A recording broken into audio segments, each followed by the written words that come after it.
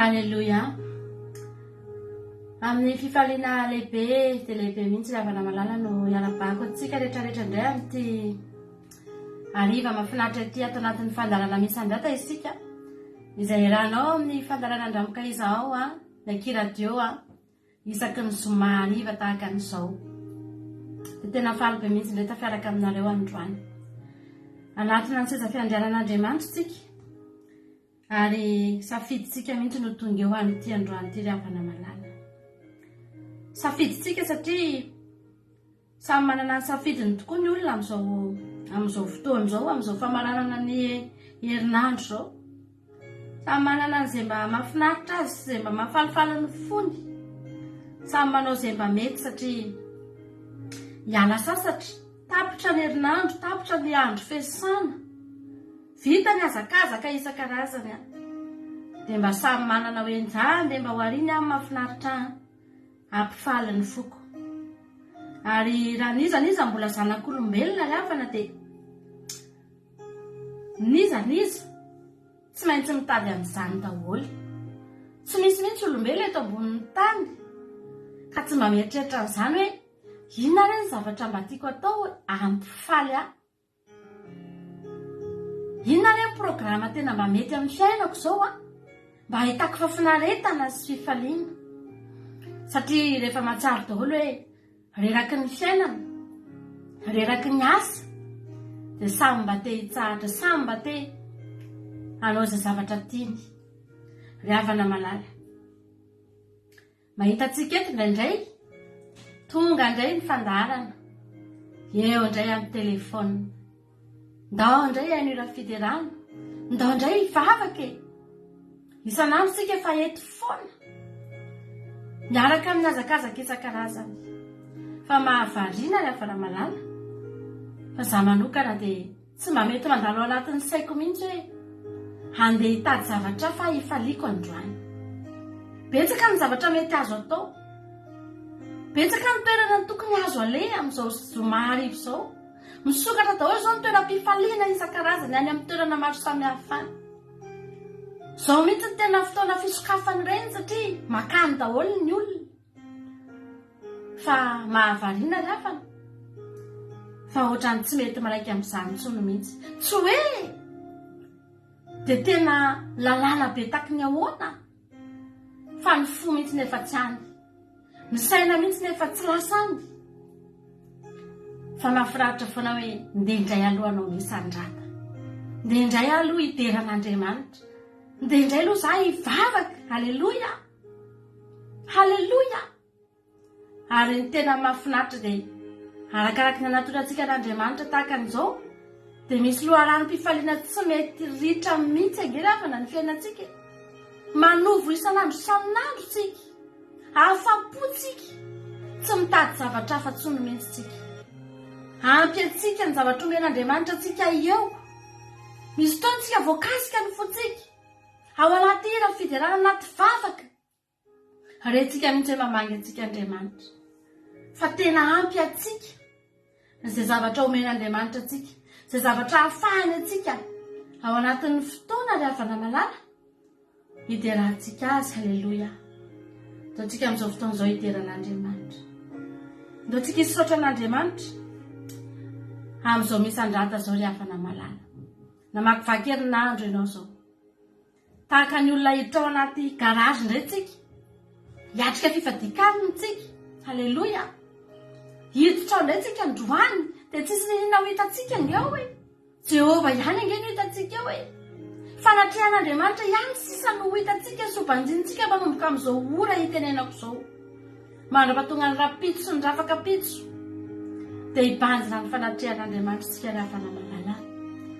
Ianoka amin'izany atao hoe Jehova Andriamanitra, ny fanatrehan'Andriamanitra tsika. Tsika hivavaka hisaotra an'Andriamanitra. Ety am-piandohana dia tsara ianao androany miteny. Tena ianao mivavanao mihitsy dia avoay avy any anatin'ny fonao. Dia tena saintsainao anatin'ny sainao ao mihitsy rehavana malala. Hoe Andriamanitra, raha hiteny ianao androany hoe Jehova misaotra anao aho, makasitraka Jesosy, dia tena ataovy amin'ny fonao ray manontolo mihitsy izany. Saintsaino mihitsy ny zavatra izay nataony ianao, ahafahanao manandratra fiderana. Fa hitan'Andriamanitra na dia anatinao lalina indrindra aza amin'izao fotoana izao rehavana malala. Ndao tsika hisaotra an'Andriamanitra hanome voninahitra ny anarany. Halleloia. Saotra anao izay Jehova Andriamanitra, dia raha mankalaza anao izay. Mikohaka eto tongotra ao indray izay androany Jesosy aho. Izany mihitsy ny safidinay androany. Izany mihitsy ny tena tianay atao. Izany mihitsy ny mampangetaentanay Jesosy. Iakohaka eo an-tongotra ao Jesosy malala. Eo anatrehanao Jesosy aho, anatona anao amin'izao andro sabata izao Jehova Andriamanitra. Manatona ny seza fiandriananao izay androany. Tsy hanao iny eo akory izay, fa anatitra fa anatim-piderana. Hisaotra sy hideranao Andriamanitra ny amin'ny zavatra rehetra izay nataonao teo amin'ny fiainanay tsirairay avy reto. Tany anatin'ny ankohonanay tany, nidiranao avokoa Andriamanitra, na tany anatin'ny tokantranon'ny ankohonanay azy, na tany anatin'ny tokantranon'ireo fianakavianay Jesosy nidiranao avokoa tany. Matory eo mbola velonaina, matory eo mbola afaka mijoro tahaka an'izao, manana sakafo hohanina sy rano sotroina sy trano atoriana Jesosy, dia satria nidiranao. Tsy nitsara teto aminay ireny ny fitahianao sy ny fahasoavanao Jehova Andriamanitra, fa nianaka tany amin'ny toerana maro samihafa izay rehetra mahakasika anay tany dia nidiranao avokoa mba hahatonga anay hanana fifaliana Jesosy. Hahatonga anay andro fahizay misaotra anao izay Jehova Andriamanitra. Midera mankalaza ny anaranao ambony indrindra sy avo indrindra Jesosy. Tsy fantatra hoe impiry izay no nivoaka tamin'ny herinandro iny dia impiry niditra tao an-trano Jesosy malalo.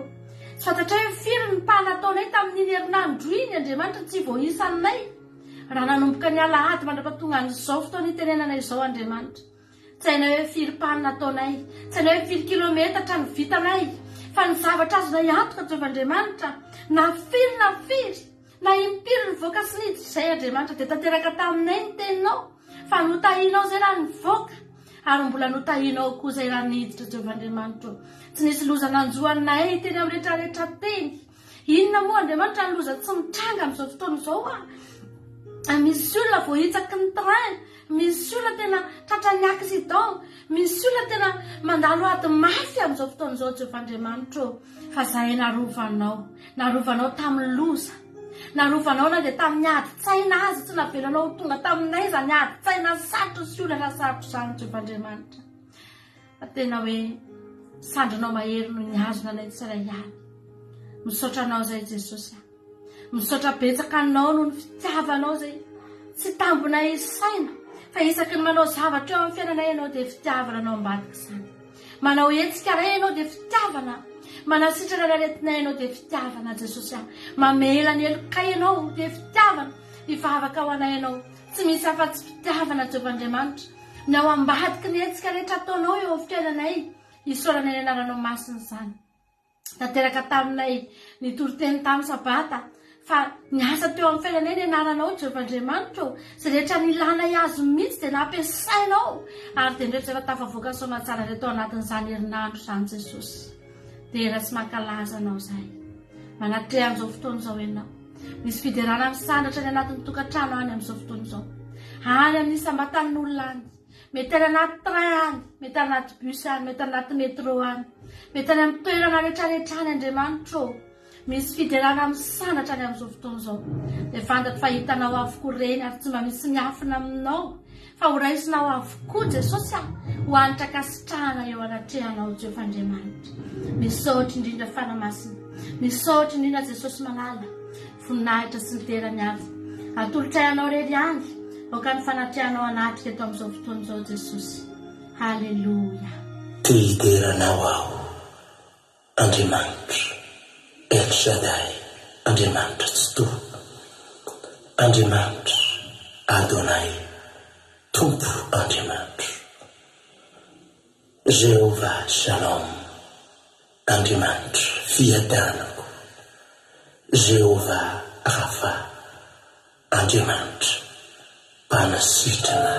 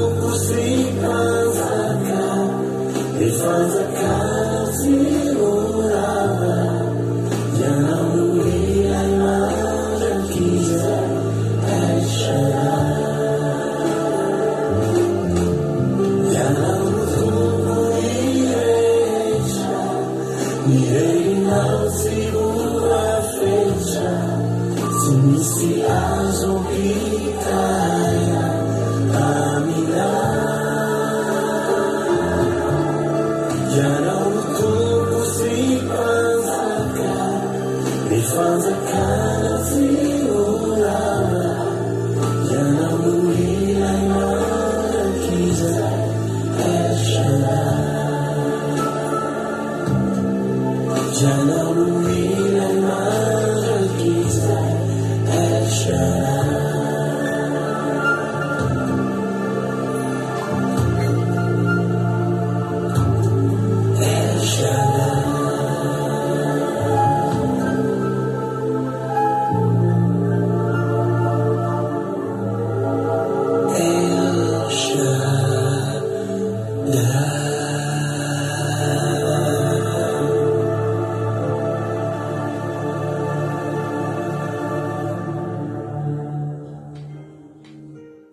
Halleluja. Marina izany Jehovah'Andriamanitra, tsisy azo hitovirana izany. Amen Jesosy.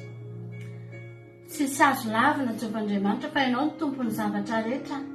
Iza no tsy manaiky ny fahalebiazanao, iza no tsy manaiky ny anaranao Andriamanitra. Fa tena marina tokoa araka ny toro-teninay tamin'iny herinandro iny fa na dia ny fahavalonao aza dia manaiky anao, na dia ny fahavalonao aza tena latsa-bava teo anatrehanao Jehovah. Falehibenao, na ny tianao na ny tsy tianao, samy mahafantatra avokoa ny fahalebiazanao Jehovah'Andriamanitra. Anao ny hery sy ny fahefana rehetra Jehovah'Andriamanitra, anao ny zavatra rehetra, manao izay tianao atao ianao, ao an-danitra ao ny fitoeranao, manapa-kevitra amin'izay tianao. Halleluja. Lehibe loatra Andriamanitra ny fisainanao, avo indrindra ka tsy takatray Jesosy. Hideranao no azonay atao, manandratra anao no mba azonay atao. Raha ny isa-tsaina momba anao, ny zavatra ataonao eo amin'ny fiainanay fotsiny Andriamanitra, raha ny fiainako fotsiny dia efa tsy takatry ny saiko. Miampy ny olona rehetrarehetra izay anaovanao fahagagana isan'andro isan'andro. Aiza Andriamanitra no atakaranay amin'izany rehetra izany? Fa ny zavatra ataonay fotsiny Jehovah'Andriamanitra dia hiteny izay androany eo lehibe loatra ny herinao. Aoka hisandratra ianao, aoka hisandratra ambony indrindra ianao Andriamanitra. Ny fanahinay mihitsy androany no nandratra anao, satria renay na ny fanahinay na ny nofinay samy mahita tombontsoa ao aminao avokoa, samy mandray fahasoavana avy ao aminao avokoa, samy migoka ny hatsaranao avokoa Jehovah'Andriamanitra. Ny fiainanay rehetra sy ny mombanay rehetra Jesosy, samy velombelominao Jehovah'Andriamanitra. Miara-mideranao ny mombanay rehetra androany, baikonay avokoa ny mahakasika anay rehetra androany hideranao, ny sainay baikonay hideranao, ny fanahinay, ny vavanay, ny sofinay, ny tananay, ny tongotray, ny mombanay rehetra androany Andriamanitra. Any anatinay any baikonay androany hideranao Jehovah'Andriamanitra. Asianay miakohaka eo anoloany ny seza fiandriananao, asianay manandratra fiderana eo anatrehanao Jehovah, satria lehibe loatra ny nataonao anay tsiray avy.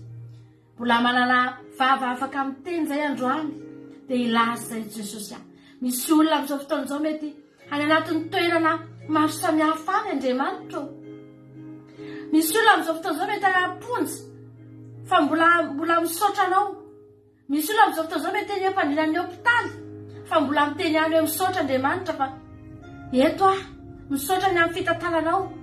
Mihoatra lavitra noho izany Jehovah'Andriamanitra izay rehetrarehetra velonay neto, matanjaka tsara. Nahoan'izay tsy hideranao Jesosy, nahoan'izay tsy hanandratra anao Jesosy. Mety aiza ianao hisandatra eto amin'ity fandarana kelinay ity Jesosy malala, anatin'ny tokantranonay tsiray avy any. Mety tokantrano tsy zarizary Andriamanitra, fa manana fo mideranao ny olonao, manana fo mitepy manandratra anao ny olonao Jesosy. Idino izany tokantrano izany, atehefo any ny tongotrao mba hiankofany izany olona ao anatin'izany tokantrano izany Jehovah'Andriamanitra. Mety misy olona mihitsy ara Jesosy any amina tokantranona mpanompo sampy mihitsy no misy azy, fa ao izy no mipetraka, ao izy no miaina, fa Jesosy ny fony androany hitanao, ny ao anatiny androany fantatrao, ary tsy misy miafina aminao Jesosy. Andray anjara fiderananao izy mety eza hitina amin'ny tongotra ao Jesosy malala, mety eza hitehaka amin'ny tongotra ao Jesosy ho derainay ho asandratray Andriamanitra. Halleluja. Amen Jesosy.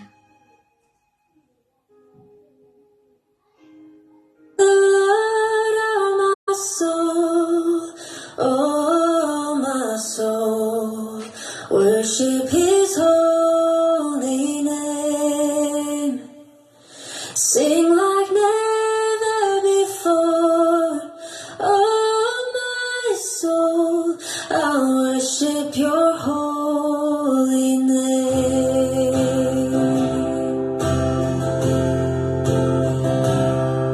The sun comes up, it's a new day dawning. It's time to sing a song again. Whatever may pass and whatever lies before me, let me be singing when the evening comes. Bless the Lord, oh my soul, oh my soul, worship His holy name. Sing like never before. Oh my soul, I worship Your holy name.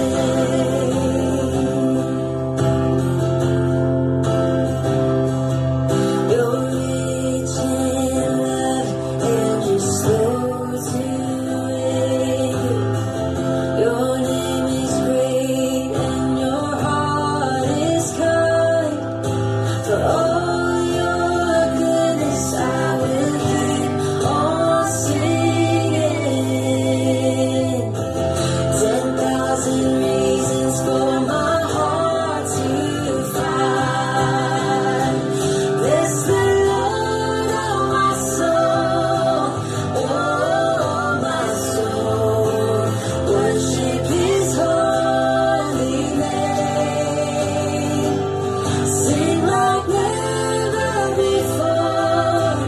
Oh my soul, I worship Your holy name.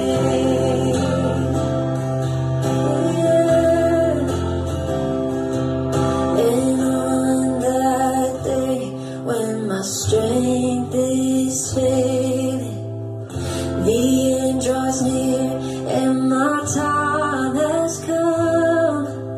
Still my soul sing Your praise unending. 10,000 years and then forevermore.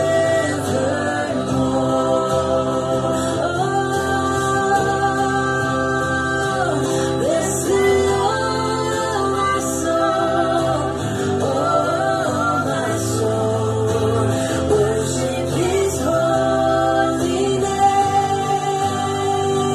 Sing like never before. Oh my soul, I worship Your holy name. Oh, I worship Your holy name. Lord, I worship Your holy name.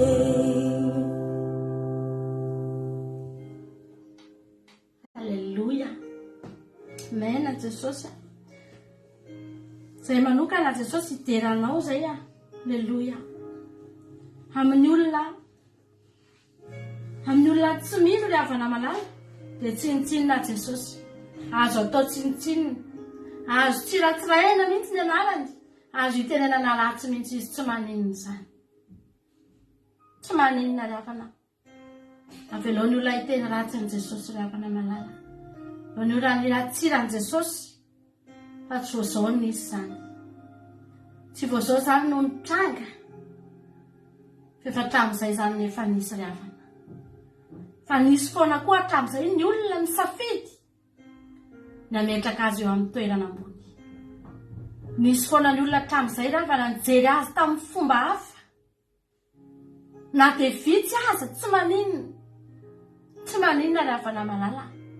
Samy nahita an' Jesosy daholo ny olona rehetra, na ny fariseo nahita azy, na ny mpanoran-dalàna nahita azy.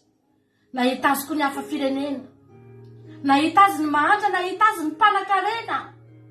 Samy nahita azy avokoa, na ny marary na ny salama ry havana malala, na ny nanana olana na ny tsy nanana. Samy nahita an' Jesosy rehefa tetỳ izy. Zany atao hoe vahoaka marobe zany tsy tahisy zany. Misy ny karazan'olona rehetra zany, misy ny farikainan'ny olona rehetra zany, misy ny karazana mety herin'ny olona rehetra sy tanjaky ny olona rehetra zany. Raha tao anatin'ny vahoaka marobe ry havana malala, samy nahita an' Jesosy, fa samy nanana ny nandraisany an' Jesosy ry havana. Tsy nampaneniny zany ry havana malala, tsy olany zany. Avelao ny olona niratsira, fa nisy ny olona vitsy izay nisafidy, aleloia. Ny mpianatra izay nisafidy nametraka an' Jesosy ho tompo sy Andriamanitra. Kristy zanak'Andriamanitra velona no nametrahan'ny mpianatra an' Jesosy. Endrika anankiray ihany no hita, fahagagana mitovy ihany no hita, fa samy nanana ny namaritany an' Jesosy ny olona ny havana. Zany androany tena teteny aminao aho. Andaontsika ho anisan'ny olona ry havana malala, ilay olona ekohaka an' Jesosy foana, ilay olona hietry eo anatrehan' Jesosy foana, ilay olona hidera an' Jesosy na oviana ry havana, anandratra azy. Betsaka ny olona nanandratra an' Jesosy tamin'ny fotoana ny sampandrofia. Rehefa niakatra any a Jerosalema Jesosy dia niofaofa ny sampandrofia ny vahoaka. Fa tao aorianan'iny ihany, fotoana fohy tao aorianan'iny ihany, dia ireo vahoaka ireo ihany ry havana malala no tonga teny amin'ny Pilato ka niteny manao hoe omboy. Iza no voaka ho anareo? Barabasy ny tianay. Fa omboy ihany io Jesosy io. Ry havana malala, miova ny olona, miova ny fahitan'ny olona, tohatry ny arakaraky ny zava-misy, tohatry ny arakaraky ny toe-java-misy. Ny fomba fahitan'ny olona ny Jesosy ry havana, afaka miovaova eny am-pandehanana eny foana. Fa za androany teteny aminao aho, andaontsika tsy hiova ry havana malala. Mpanjakany Jiosy izy, rehefa niofaofa ny sampandrofia, fa na dia efa teo akaiky ny Pilato azy izy, mbola mpanjakany Jiosy izy ry havana. Rehefa nanontany Pilato izy, ianao fa ny mpanjakany Jiosy izy Pilato? Tsotra ny navaliny Jesosy, voalazanao. Tsy hoe raha maradratra ohatran'izao a, tsy hoe raha mivoatra ohatr'izao a, raha nikapohana sy nyrena ohatr'izao a, dia ny enany na mpanjakany Jiosy atsy a. Mazava ny tenin' Jesosy ry havana, voalazanao, fa za mihitsy no izy. Haleloia. Tsy mampihena ny voninahity Jesosy ny zavatra natao azy, na ny fatiany izy, na ny vonoany izy, na ny kapohany izy, na ny rorainy izy, na mpitanjana ry havana, tsy nanova ny voninahitra rananany zany. Fa mpanjakany Jiosy izy, zany ny antsoina azy tamin'izany. Fa amin'izao fotoan'izao, tompony tompo sy mpanjakany mpanjaka. Haleloia. Ary mbola hitohisandatra foana. Ndao ianao mba ho anisan'ny olona ry havana, anandratra an'Andriamanitra amin'ny androm-piainanao rehetra. Aza miova, aza ataonao arakaraky ny situation misy. No hitenenanao hoe mpanjaka ve Jesosy androany sa tsy mpanjaka? Aiza hoe za nitaonanao Jesosy rehefa zao ny zavatra iainako. Ny toeran'i Jesosy ry havana tsy miova. Eo amin'ny seza fiandianana foana izy, tompony tompo foana izy, mpanjakany mpanjaka foana izy ry havana malala. Tsika tamin'ny fandalan'andramoka izao dia olona ametraka azy, ho avy ny fotoana hialy ety tsika, fa mbola izy no akatsika ry havana, ary mbola izy no deraintsika mandrakizay. Aleloia. Misaotra Jehovah Andriamanitra, misandrata Jesosy a, fa ihany koa ho fanahinao satria tianay loatra angenao e. Fa soavanao nge zao iainana izao Andriamanitra e. Tsara indrindra ianao, ary tsara indrindra eo amin'ny fiainana ianao. Misaotra Jesosy. Aleluia.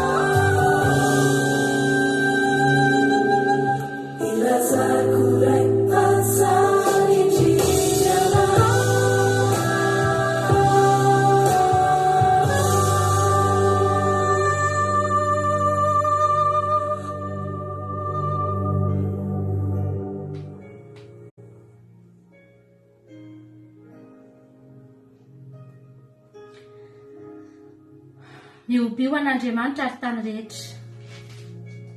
Mankalazany voninahitra ny anarany. Omeo voninahitra izy ho fiderana azy. Lazao amin'Andriamanitra hoe endre mahatahotra ny asanao. Ny fahalebiazan'ny herinao, ny koiza ny fahavalonao anao. Ny tany rehetra iankoka eo anatrehanao ka ankalazanao. Eny, ankalaza ny anaranao izy. Avika jereo ny asan'Andriamanitra. Mahatahotra ny zavatra ataony amin'ny zanak'olombelona. Efa napodiny ranomasina ho tany maina izy. Nandeha tongotra nita ny olona. Taony ny falitsika tamin'Andriamanitra. Manjaka mandrakizay amin'ny heriny izy.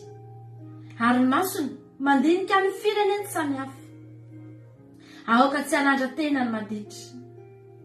Misaora n'Andriamantsika ny firenena. Ary asan-drato ny feo fiderana azy. Izay mampitoetra ny fanahitsika amin'ny fiainana, ka tsy mamela ny tongotsika angozozo. Fa efa nizaha toetranay ianao Andriamanitra. efa nanadio anay ianao tahaka ny fanadio volafotsy amin'ny meny, efa napiditra anay tamin'ny fandrika ianao, efa nanisy entamavesatra teo ambalahanay ianao, efa nampandeha olona nitsaka ny lohanay ianao, nandeha namaky ny afo sy ny rano izahay ka nitondra anay nivoaka ho amin'ny fitahiana mahatretrika ianao. Hiditra ao an-tranonao mitondra fanatitra dorana, efaiko aminao ny voadiko izay notonoany ny molotro sy naloko ny vavako fony aho azy Paolina. Ateriko aminao fanatitra dorana ny matavy mba misetroko ny ondrilahy, anatitra omby sy osilahy. Avy mianoy ianareo rehetra izay matahotra n'Andriamanitra, fa ho lazaiko izay nataony ho an'ny fanahiko. Izy no natsoy ny vavako, ary ny fanandratana azy ny teo ambanin'ny lelako. Raha nakasitraka ho tatao am-poko aho dia tsy mba niaino ny tompo, kanefa efa niaino tokoa Andriamanitra, efa niaino ny feo ny fivavako izy, isaorana ny Andriamanitra, izay tsy nandany fivavako na nanaizitra ny famondrampony tamiko. Haleluia. Amen.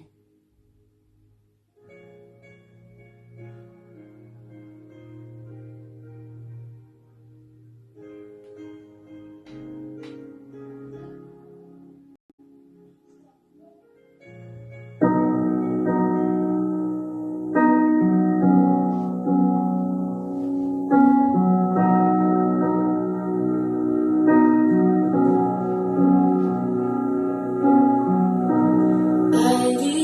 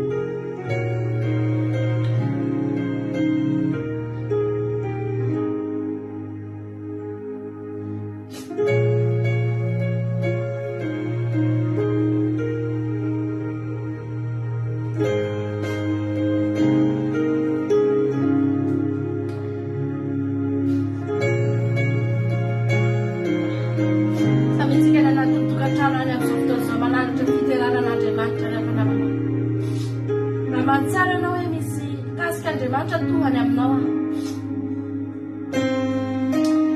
dia raha ho Andriamanitra fa sitrapony zany. Sitrapony zany ary tiany zany ry havana dia raha ho Andriamanitra.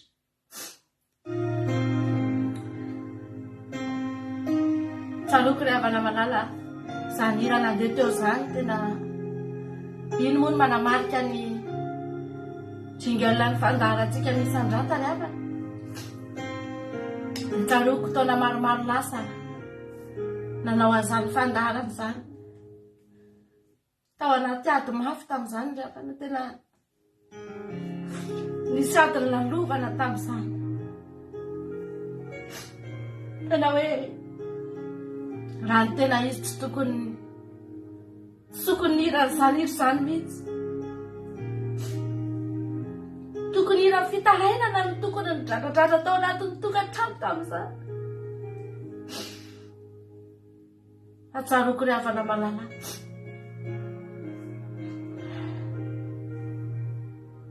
Tato tapaka ny fandaharantsika. Tsaroko tamin'izany hoe ny safidy za hanao fandaharana misy Sandrata, ndao tsika hanao fandaharana na teo anatin'izao ady mafy zao azy, ndao tsika hideran'Andriamanitra. Dia teo foana izany iry zany ary tena natao tamin'ny fo manontolo mihitsy hoe mendrika ianao Andriamanitra. Ry havana malala, ny fiderana misy fotoana izy io tena forsena atao ry havana. Misy fotoana izy io tena atao fotsiny izao mihitsy hoe za hideran'Andriamanitra. Fa za teteny aminao fa Andriamanitra tena makasitraka an'ireny ary tena eo Jesosy ry havana malala. Tian'Andriamanitra ny mahitanao hoe ao anaty ady ianao, mbola misafidy ihany hoe za Andriamanitra hipololotra fiderananao ny vavako androany. Mandohalika ianao, tsy mandohalika amin'ny taraina ny ataonao eo, fa mandohalika amin'ny teran'Andriamanitra. Ry havana malala, mahakasika an'Andriamanitra zany. Mba ataovy zany fa tian'Andriamanitra ry havana. Ary ninona nge ry havana malala, fantatritsika nge fa na dia mandalo ady azy tsika, iza moa ny hamoaka antsika eo fa izy ihany. Andriamanitra ihany nge ny hamoaka antsika ao anaty ady ry havana malala. Nahoantsika ny tsy hidera azy amin'ny fotoana rehetra. Aleloia. Hoy ny ten'Andriamanitra manao hoe miraha firam-baovao ho an'i Jehova. Ndao tsika marana antsika ny fandaharana amin'izao fotoana izao dia ataontsika tira mahafinaritra be tia. Misaotra anareo nahatra teto hatramin'ny farany tapitra sady ny fandaharantsika ny Sandrata hiditra ao anatin'ny vavaka fiambenantsika rehefa feo. Dia samy hitahian'Andriamanitra daholo, mahereza daholo. Alefaso ny karakara be da be fa mitadotapaka ny fandaharantsika teo tena hitako mihitsy saika tapaka ny fandaharantsika. Dia isaorantsika n'Andriamanitra tafaverina soma tsara, tsy tapaka ny fandaharana, isaorantsika Jesosy ao anatin'izany. Samy mahery-tsika rehetrarehetra rehefa aveontsika miaona ao anatin'ny fandaharana vavaka fiamenana indray tahian Jesosy taontsika rehetra. Dia misaotra anareo naharitra niaraka tamiko teto, mino aho fa niaraka tamiko teto ianao, niara-nideran'Andriamanitra tetotsika, voninahitra ho an'i Jesosy rery ihany. Haleluia. Amen.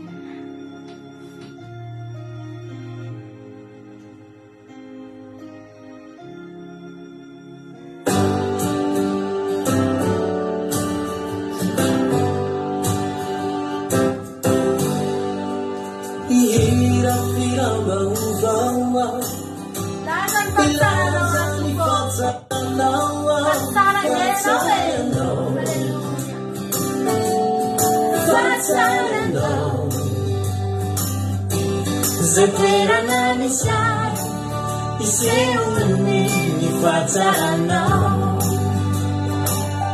Fama yetuani tu Neri nifatarana Nifatanizai Vonandu Satuntunizau Haleluya Nifatanana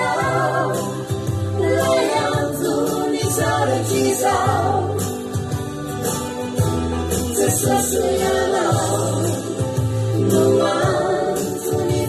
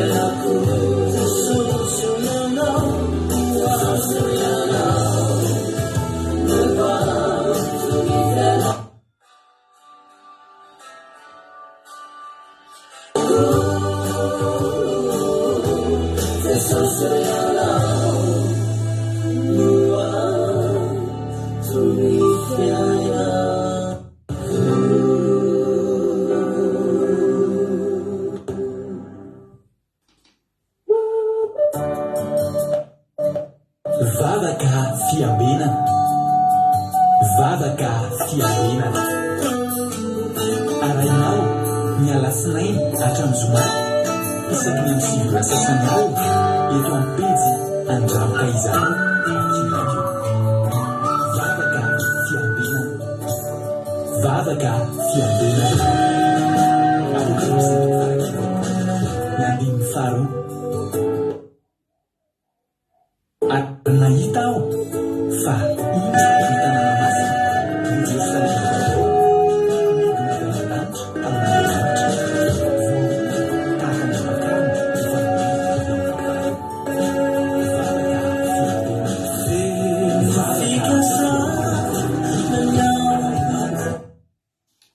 Alleluia. Amin'ny fifaliana lehibe indray lasana babalana no iona amintsika amin'izao fotoana no izao fa lehibe indray tena komiana aminao eto androany anatin'izao fandarantsika vavaka fiambenana izay irano amin'ny fandarana Andramoka izao sy ny kiradio ary ny mpikamana ato anatin'ny groupe izay maharesy dia fiadanana tompony eo amintsika rehetrarehetra matoky sy mino aho fa salama tsara dolo indray tsika rehetrarehetra ary mino aho fa efa tafiditra tsara ato anatin'ny fiderany ianao teo niaraka tamin'ny mampionina tao anatin'izay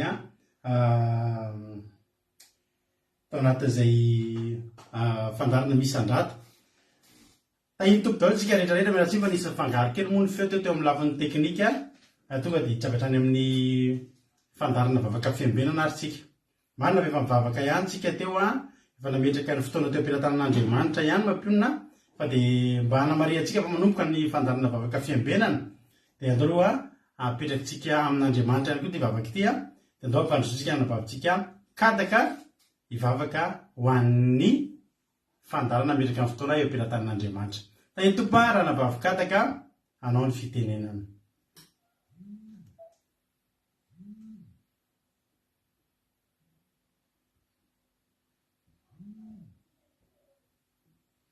miary kely tsika azafady toko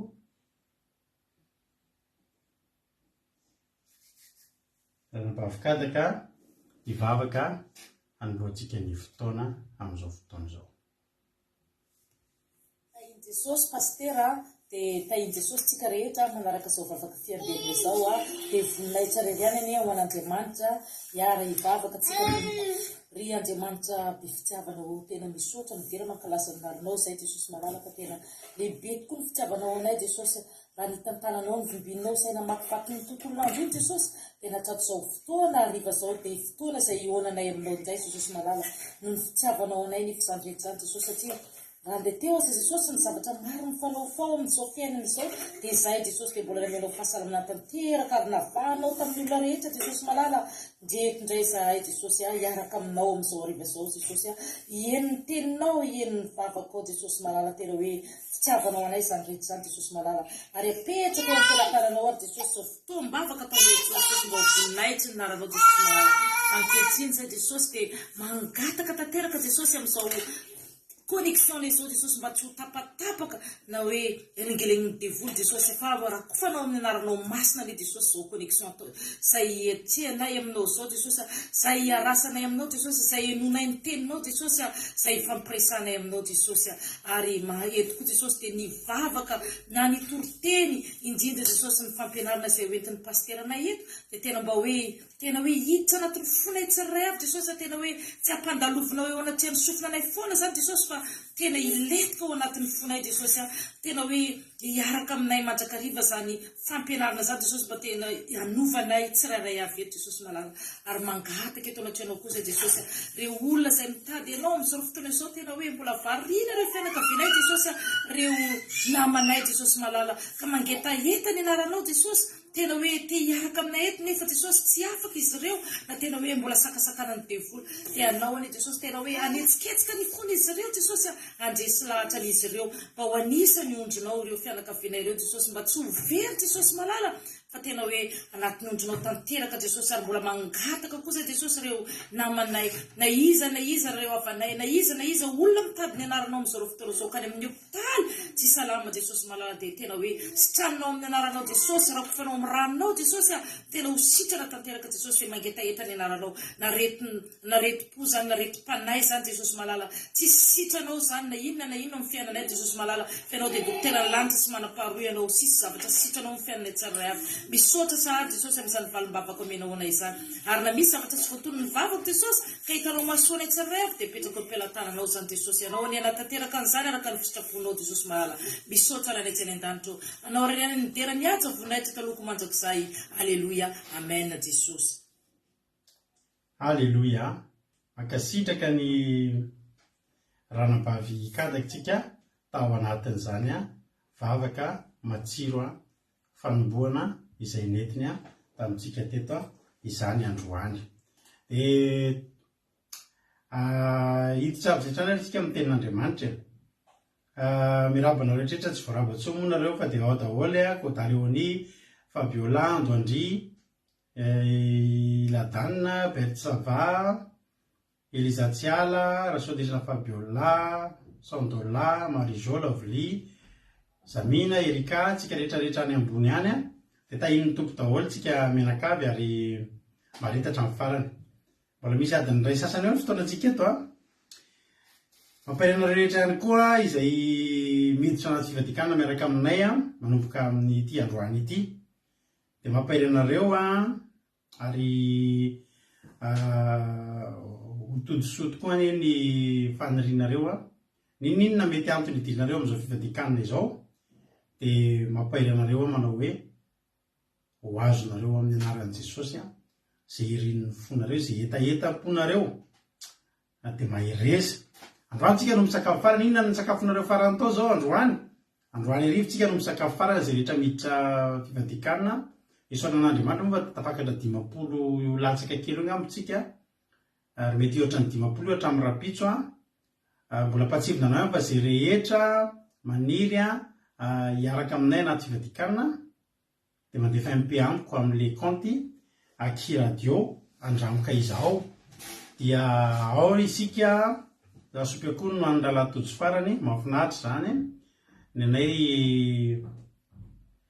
anandrano rony miaraka amin'ny ovy sy anombo matavy be. Alleluia.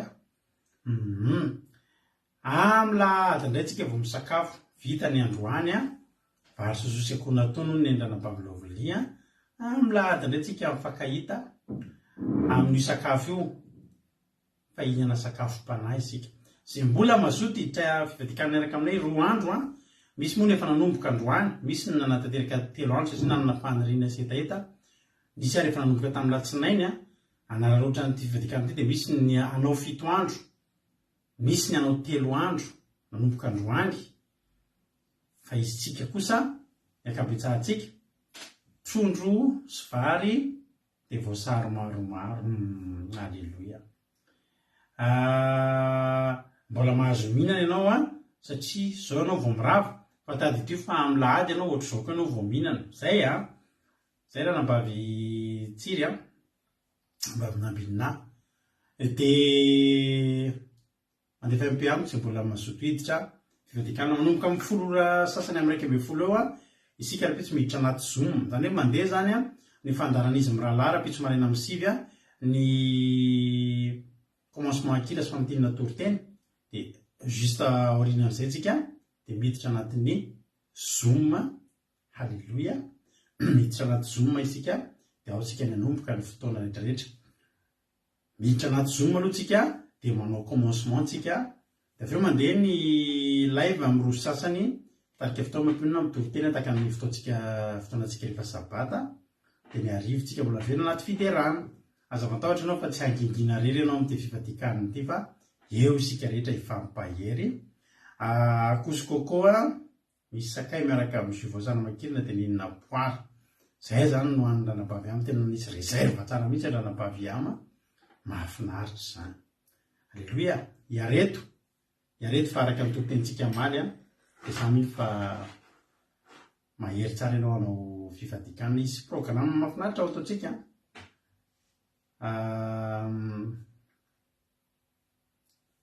Tsy ho teneniko eto mironga ambany fa dia isy indrindra amin'ny lahady dia isy programme mahafinaritra be ataontsika tahaka ny fivadikana zay ataontsika isaky ny fivadikana ka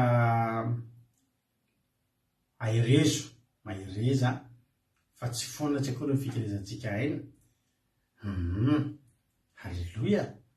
Vao légume hony vary ny andramarantarindra lasopy légume sy henomby. Halleluia. Tsara daholo zany tiana siriko koa efa tonga any amin'ny toerana misy azy. Halleluia. Tsara mahafinaritra.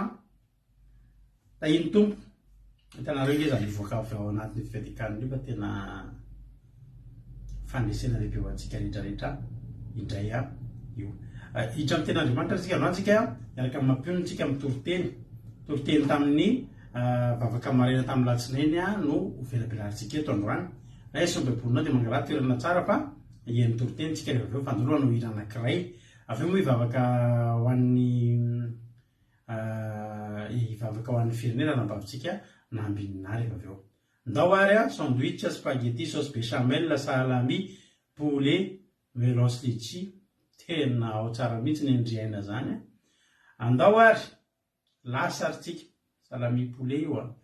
Ndao ary anao antira mahafinaritra be itsika ho voninahitra Andriamanitra dia hiditra amin'ny toriteny avy hatrany ao aorianany izany. Halleluia. Mahereza daholo.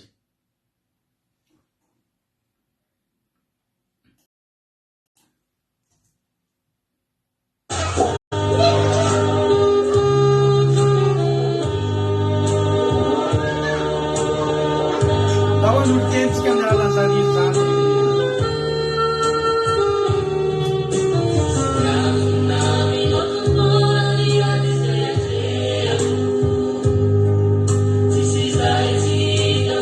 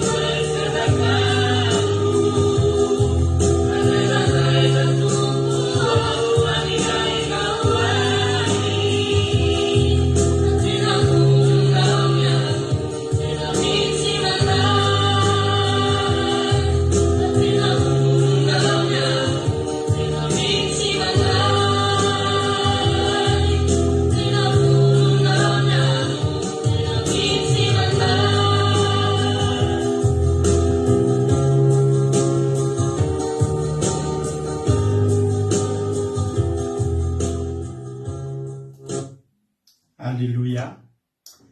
Soran'Andriamanitra iny iriny a, raha nakasika anareo iny a, dia nakasika anako iny, nakasika anay koa iny iriny tamin'izany fotoana izany. Tao anaty andro sabata izay no nenonay an'iny iriny voalohany tamin'izany. Tao anaty sabata tao izay menakavy kely. Dia tamin'izany moa samy maka ny toerany, samy maka ny coin mivavaka. Mampionetsy mandefa hira. Dia nandeha izay izay fa tena ankondranomaso. Vao me nahita an'le zareo le manao an'le mpihira, dia vao me tena ankona tanteraka mihitsy ny mahita an'le fanoloran-tena kely zareo a. Le naiza ny raha anao dia tena voakasika. Vita ny sabatanay tamin'izany dia efa misakafo hariva. Dia mbola nihaino an'iny iriny foana hatrany amin'ny tamin'ny 3 maraina tany, tsy haiko na impirina velona. Ihainoko tamin'ny écouteur, mitomany ankonankona. Tena hoe tena nahakasika. Indrindra tamin'ny batisan'ny ranavavy Makrina ka iny iriny. Fa tena mahafinaritra le izy a. Mahafinaritra be le fanoloran-tena. Mahafinaritra be le hira. Alleloia. Raha hiditra amin'ny ten'Andriamanitra isika. Hiditra amin'ny ten'Andriamanitra isika dia aorian'ny antoroteny moa tahaka ny mazatra. Dia miverina ety any mahamelabelatra ny toroteny. Ka dia andao ary manasa anareo meno finaritra daholo tsy miaraba intsony mampiona satria efa niaraba izy tany amin'ny lohan'ny fandarina tany. Fa tonga dia eo amin'ny toroteny ilay izy no tapahantsika. Tsara le hira fanira zavatra manina, tena mahakasika ny hoain-deo le hira. Alleloia. Tahitoko ary tsika rehetrarehetra. Efa vita ny arabany tonga dia toroteny nolontsika avy hatrany. Mahereza daholo. Mijery ten'Andriamanitra isika amin'izao fotoana izao dia mifampahirana antsika androany. Isika mamakivaky ny tontolo andro sy ny fiainantsika izany ten'Andriamanitra izany ndray. Jerentsika sokafantsika ny baibolintsika ny amin'ny Luka 2 no vakitsika. Luka 2 dia jerentsika ny 9:30 ka hatramin'ny 9:30. Alleluia. Luka 2:9:30 ka hatramin'ny 9:30 no vakitsika amin'ny anaran'i Jesosy manao hoe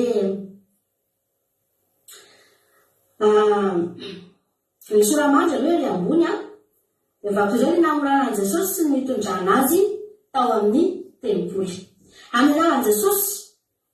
Ary nisy mpaminany vavy anankiray dia Ana, zanaka vavin'ny Fanuela, avy tamin'ny fireneny Asera. Efa antim-panahy tokoa izy, ary efa mitoetra tamin'ny vadiny 7 taona taoriana Virjiny azy. Ary efa mpitondra tena tokony 420 taona. Ary tsy niala teo akanjan'ny tempoly izy, fa nanompo tamin'ny fifadikanana sy ny fivavahana andro aman'alina. Ary no niditra tamin'izany ora izany izy, dia nisaotra an'Andriamanitra ka nilaza azy tamin'izay rehetra ny andro ny fanavotana tao Jerosalema. Alleluia. Ty andro anankiray ty dia andro tena lehibe satria io no andro nidiran'i Jesosy voalohany tao anatin'ny tempoly. Dia tamin'io fotoana io Jesosy no nofirana, tamin'io fotoana io Jesosy no natolotra Simeona. Teo no nisofanarano azy. Dia ity vehivavy ty raha namalala dia io ihany ny verse manambara ny momba azy ato anaty baiboly. Io vehivavy io. Hoy ny ten'Andriamanitra hoe mpaminany vavy anankiray izay Ana ny anarany zanaky Fanuela, avy tamin'ny fireneny Asera. Ny fireneny Asera dia firenena ataranak'i Jakoba ihany. I Asera dia zanak'i Jakoba fahavalo izy io. Dia voalazan'ny mpandinika fa ny taranaka io foko anankiray amin'ny Israely io lafa namalala. Dia ny zazavavy ny ankizy vavy tao amin'ny foko io dia tsara tarehy. Tena nalaza mihitsy izany hoe tamin'izy rehetrarehetra. Dia ny vehivavy tao amin'ny foko io dia tsara tarehy be daholo. Ary matetika ny mpanjaka na ny mpisorona dia ao amin'ny foko ny Asera io no makavady. Any hoe tena nalaza tamin'ny fahatsarana mihitsy zany reto tao anaty Jakoba io anankiray io. Dia anisan'izany Ana izay tanàna Kasera ihany koa.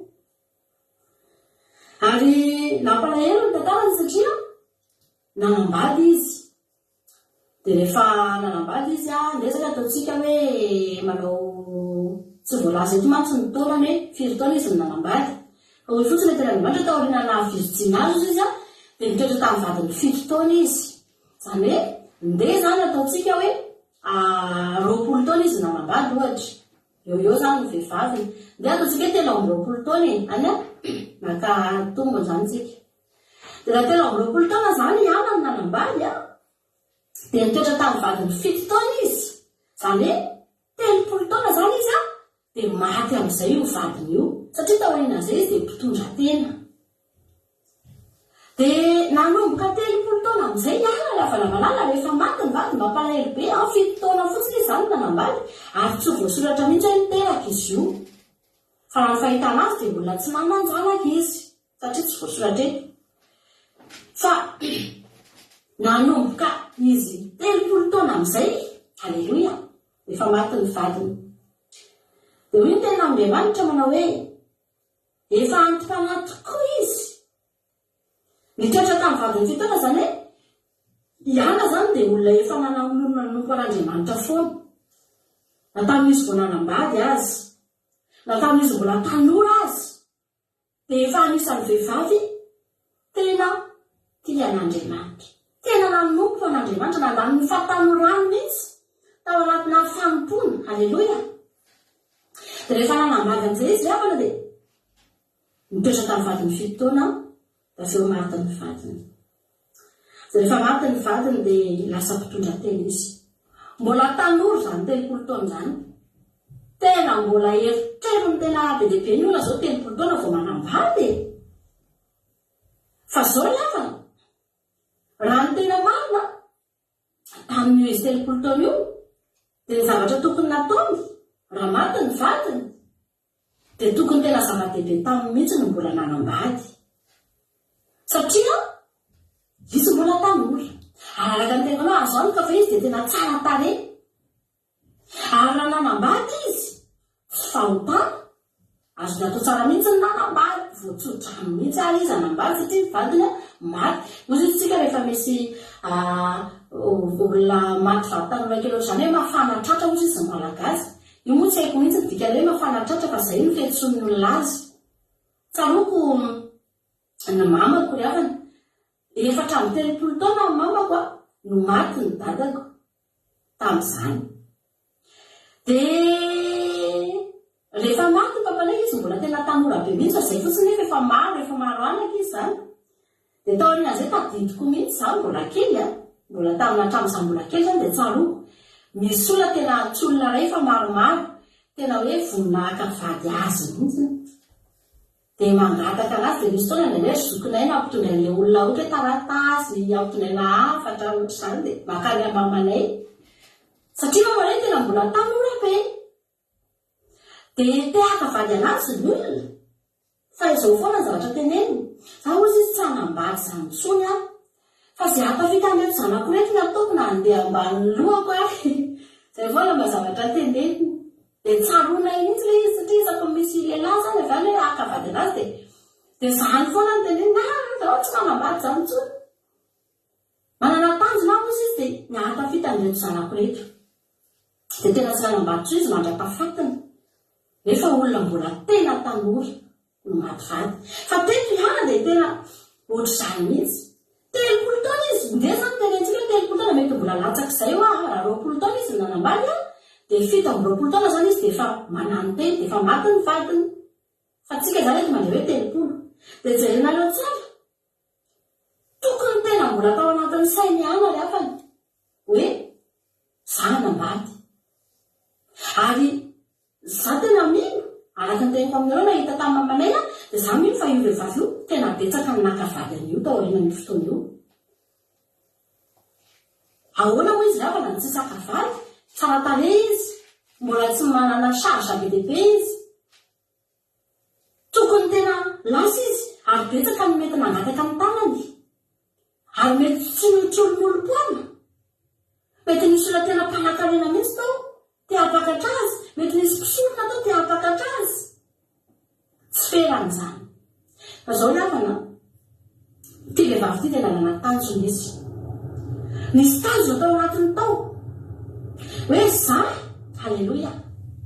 Rehefa tsy nanamadiana, nalain'Andriamanitra zany ny vadiko. Dia zao anompo azy halleloia. Atokako azy ny fiainako. Androsona ara-panahiko. Mila manatatra ny tanjoko aho. Manana tanjona ara-panahy ngezabe mihitsy ty vehivavy ty. Nisy zavatra tena mibahana tao anatiny fony. Ny olona anankiray rehefa na rehefa manana n'Andriamanitra ny olona dia mahavariana fa ny zavatra tena tokony ho zava-dehibe amin'ny olona lasa tsinitsinina.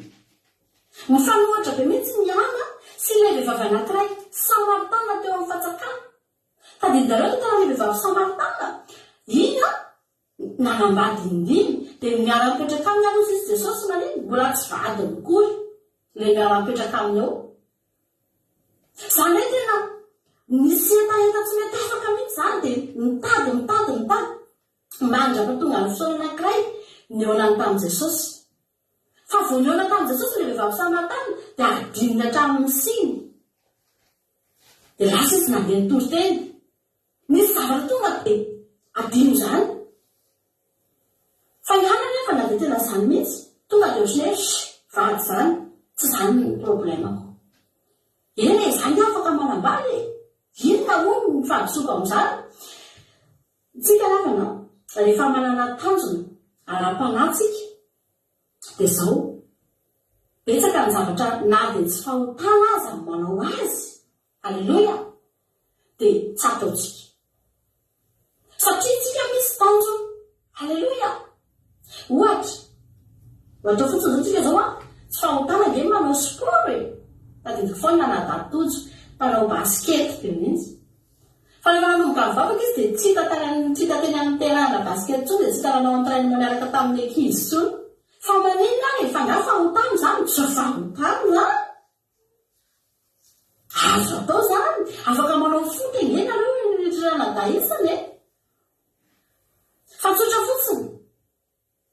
Fotoana lany anaty entraînement. Eny amin'ny terrain.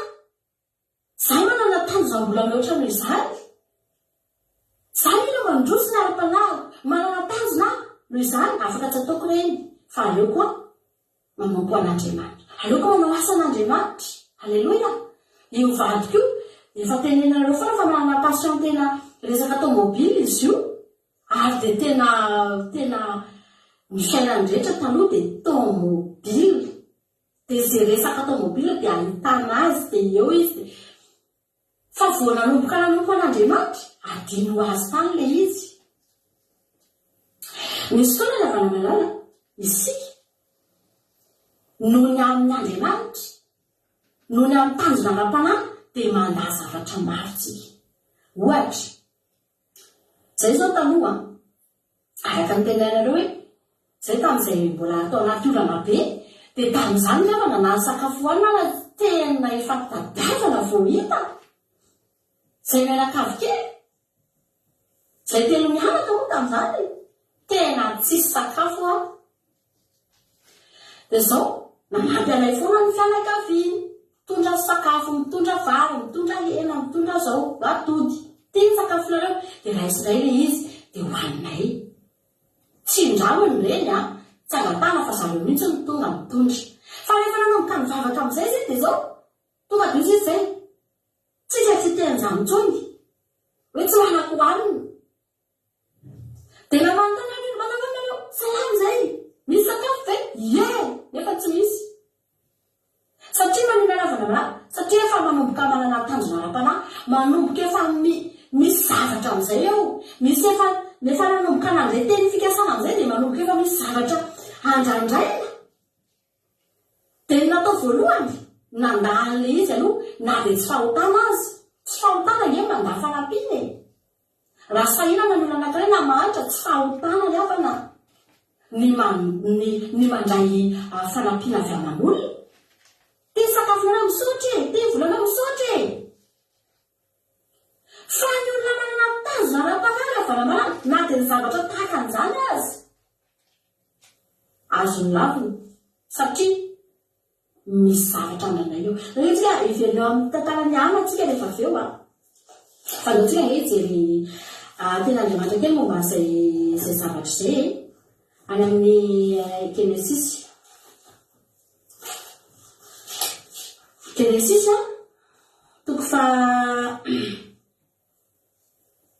toko fa 11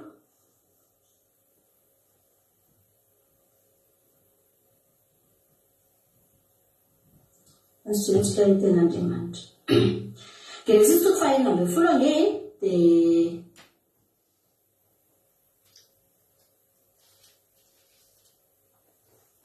dia tapoko le teny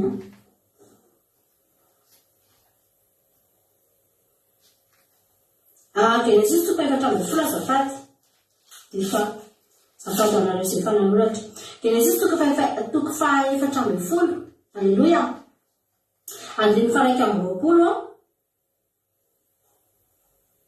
ka hatramin'ny andiny fa 4 vaketsika Genesisy toko fa 1 toko fa 4 andiny fa 1 hatramin'ny andiny fa 4 amin'ny naman'i Jesosy manao hoe ary hoy ny mpanjaka ny Sodoma tamin'ny Abrahama omeo ahy ny olona fa ny fananana ozy izy eto ihany manao fa hoe Abrahama tamin'ny mpanjaka ny Sodoma zay efa nanangatanana tamin'ny Jehovah Andriamanitra avo indrindra izay nahariny lanitra sy ny tany fa tsy handray na atary rehetra na feikapa azy amin'izay rehetra mety ho anao fa andao ataonao hoe zany nampanakarena ny Abrahama afa-tsy izay efa nohaniny zatovo sy ny anjaran'ny olona izay miaraka tamiko dia ianera sesikola ary mamire aoka ho raisin'ireo ny anjarany ity zavatra nataony mpanjaka ny Sodoma tamin'ny Abrahama ity fa namalala dia zavatra tsy tena fanao io ary zavatra tena mety tsy fahotana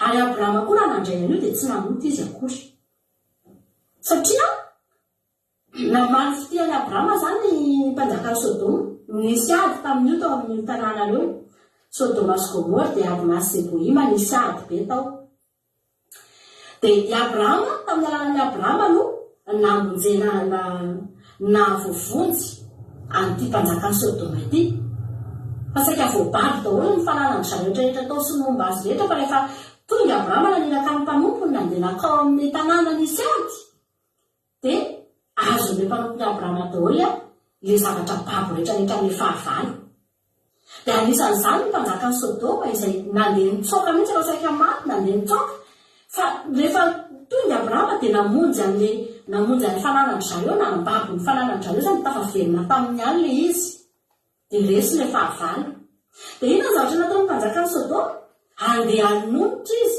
andeha hanome fanomezana ny Abrahama izy nety ny zavatra nataony olona namonjy anao kosa ve ry havana malala tsy mba omenao valim-pity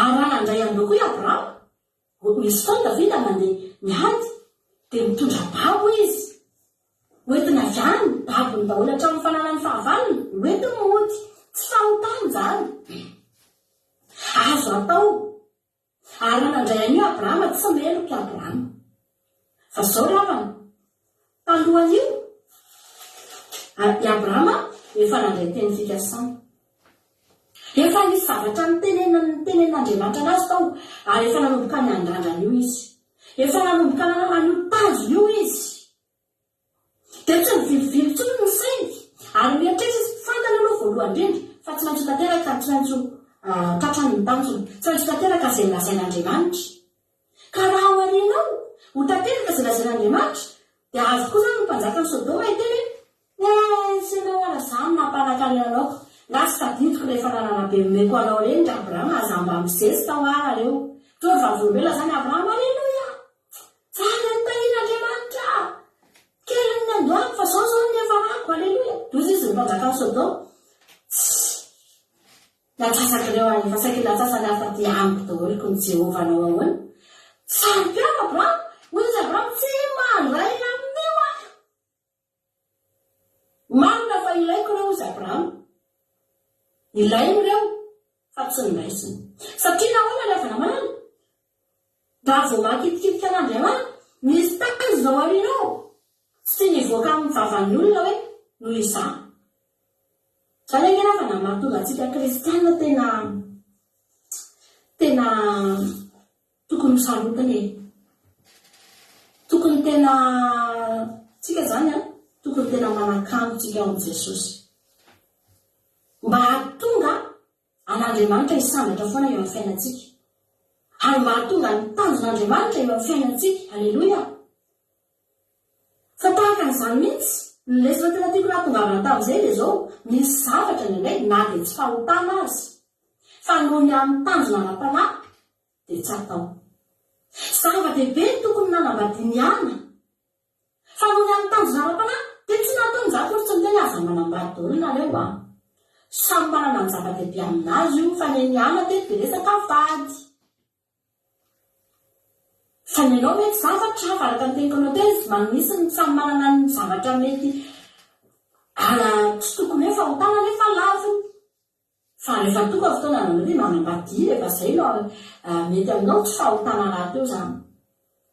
Fa manana tanjona ara-panahy afana tetiana laza izy nanomboka anatinay iana tsy hoe mipetraka tao amin'ny tempoly akory dia tao nandro sakafo dia tao natory nanana ny tranony izy.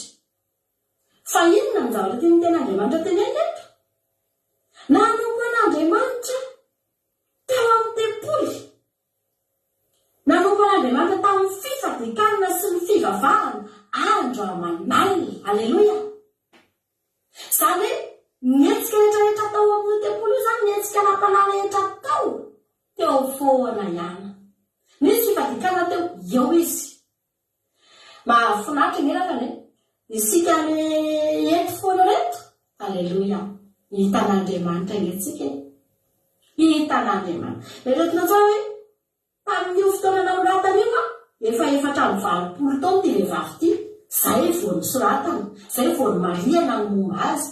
Fa efa tamin'izany izy nefa hita isan'andro isan'andro efa misy pointage foana ao an-danitra ao. Misy pointage mandeha mihitsy ao. Eo ndray fa tonga soratra ihany ny point. Aleluia. Tonga ny fifadikana io ihany petraka amin'ny point. Tonga ny andro mavaka io ihany. Aleluia. Petraka amin'ny point. Zay etsika rehetrarehetra lampoanay ataony misy point mipetraka. Adidy ary tsy misy adidy. Fa hoe ten'Andriamanitra nanompo an'Andriamanitra andro aman'alina raha nanambady ihany rehefa tao aorianan'io izy mativady io ka nanambady dia efa niena aloha io hoe andro aman'alina io. Azonareo? Ka olona manambady ve rehefa na ho afaka andro aman'alina dia andeha any am-piangonana foana. Fa tsy maintsy misy zavatra mavela tao momba an'Andriamanitra fa lasa aloha tsy maintsy karakara vady sy ny sisy. Mety ny vady mihitsy metraka ianao rehefa tandra ianao makafy rehefa miarana tsy mahazo makafy ohatra zao. Atao ahoana moa zay le mambady. Fa ny safidy mihitsy izy tsy zoatra andro Paoly apôstôly. Zany tsy anambady fa sao dia zany mahazakatsakana ny diako. Dia lasa izy andro aman'alina dia nanompo isan'andro isan'andro. Mahereza ho atsika fa hitan'Andriamanitra hatramin'ny kely indrindra io fitehirizantsika haino io avana. Voasoratra io rehefa namalala. Tsy misy adino io. Ho avy ny fotoana tena hametrahana io. Tena hanoratana io. Mifandravandra mihitsy. Dia voasoratra tato anaty baiboly rehefa ilay vehivavy io. Noho n'inona? Noho ny fanompony andro aman'alina tao anatin'ny tempoly. Aleluia. Ary ny tena mahafinaritra rehefa na dia zao. Efa 420 taona io vehivavy io ankehitriny. Hoy ny ten'Andriamanitra hoe tokony 420 taona izy tsy niala teo akanjany tempoly izy. Tany amin'ny 20 taona tamin'any zany izy teo isan'andro. Ela zany refany. Fa nisy zavatra nandrasany tao. Inona ny zavatra nandrasany? Io andro anankiray io. Haleluia. Arakaraky ny dirany tao anatin'ny tempoly io. Ao izy ny rehefa na tena mahazo tenin'Andriamanitra, mianatra tenin'Andriamanitra, mahavariana, fa ihany vehivavy anankiray tsotra, mpitondra tena faran'izay tsotra, fa nafantatra Andriamanitra ny andro an' Jesosy, ny andro ny Mesia. Nahalala ny tenin'Andriamanitra hoe ohatrany ahoana zany fiavian'ny Mesia zany, ohatrany ahoana zany Jesosy zany rehefa ho avy dia fantany nampafantarin'Andriamanitra azy. Ny depaseny lavitra ny fariseo, ny depaseny lavitra ny mpanora-dalàna ny avana-malala, ny mpampianatra baiboly efa hatramy izay kalaza tao anaty ny depaseny. Fa teto izy misy zavatra nandrasany ary fantany tsara io fotoana io ny nandrasany. Voalohany indrindra ny avana-malala nomen'Andriamanitra fahaela velona ity vehivavy ity. Tsy navelan'Andriamanitra ho faty izy efa tratrany ny teny fikasana, efa hatramy 20 taona mbola io izy. Aleloia. Tovitovy mihitsy zany izy Simeona. Raha jerena ny tantara satria Simeona koa dia efa tena antitra tamin'ny fotoana io. Fa izy dia efa tena antitra, tsy navelan'Andriamanitra ho faty. Raha tsy tonga tamin'ny tanjona aloha. Andraisantsika fahaela velona ngeny avan'Andriamanitra e. Hovokisako fahaela velona izy io ny ten'Andriamanitra. Tsy misy afa-tsy tombotsoa no azontsika ao amadiky ny fanampona. Dia novokisan'Andriamanitra fahaela velona ity vehivavy ity ary dia tonga ny andro anankiray nidiran'i Jesosy tao amin'ny tempoly amin'izay. Surprise be ho anazy mihitsy io. Tena mandeha izy ohatry isan'andro. Satria efa fazanana, tsy nisy ny tena anazy meloa, tsy nisy nampioana anazy hoe iana. Zao mandeha any amin'ny alina sy amin'ny ora ohatra amin'izao ho avy eo Jesosy fa mankany ianao any am-piangonana. Efa tsy nentanina tamin'izany intsony izy. Fa io efa fiainany. Mandeha any izy. Aleluia. Ny zavatra rehetra atao dia ao izy. Dia efa fahazanana, efa fiainana, efa tena ao anatiny izy, efa fanompony, efa niainana hatramin'izay. Dia inona ny avana-malala tahaka ny mahazatra tonga tao amin'ny tempoly izy. Tsy nanampony inona izy tonga tao. Niditra tao. Aleluia. Aleluia. Ary no niditra tamin'izany ora izany izy. Ny fanondro tsara mihitsy ny ora nidirany tao ilay avana-malala tao Jesosy. Nisaotra n'Andriamanitra ka nilaza azy tamin'izay rehetra niandry ny fanavotana tao Jerosalema. Tonga tao izy ilay avana. Ny olona rehefa zatra mifanenasena amin'Andriamanitra, rehefa mitoetra eo amin'ny fanatrehan'Andriamanitra foana avana ny olona, manompo an'Andriamanitra amin'ny tenany, fa tena anilaran'i Jesosy. Tena ahita surprise ianao.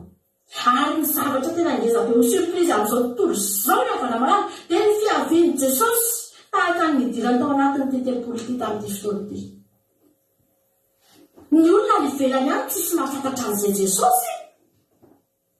Ny faritra sy ny mpamoran-dalàna moa zany any ambadika any. Tsisy nina fantany. Fa ihany tonga tao amin'ny tempoly. Haleloia. Nahita an'i Jesosy izy rafana. Tena faly izy.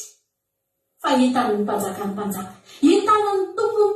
Nanatrika ny fanolorana an'i Jesosy tao anatin'ny tempoly izany vehivavy izany. Haleloia. Ny zavatra nataony rehefa nanateo, lasa izy nandeha. Dia nitoroteny. Ohatrany hitako eto amin'ny fifaliana vehivavy io. Mivoaka teo.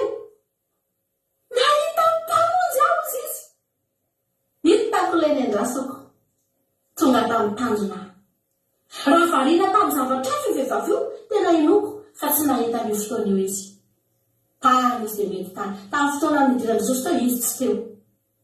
Fa satria izy mifatoka, nanana tanjona. Hoe tokanany anahy. Zako tia ahita ny Mesia. Ingelavana ohatran'izao tamin'izany fotoana izany tena inoko mihitsy ohatran'ny fitoriana antsika amin'izao fotoana izao hoe ho avy Jesosy. No fitoriana tamin'izany hoe miandry ny Mesia tsika.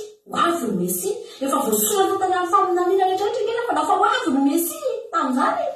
Miandry ny fotoana sisa hoe robiny ny Mesia io tonga. Fa ny fomba rehetrarehetra sy ny zavatra voasoratra rehetra tany efa vita tao daholo ny fomba fahatongavan'ny Mesia. Fa ny andro nataon'ny Israeliana. Ny andro nataontsika. Fa ty vehivavy tena ny andro. Tonga tamin'ny tanjona izy na dia efa antitra izy lavana.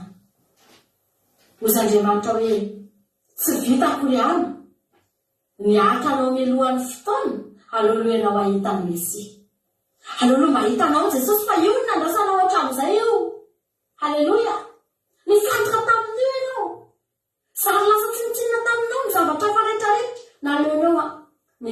rehetra tamin'io.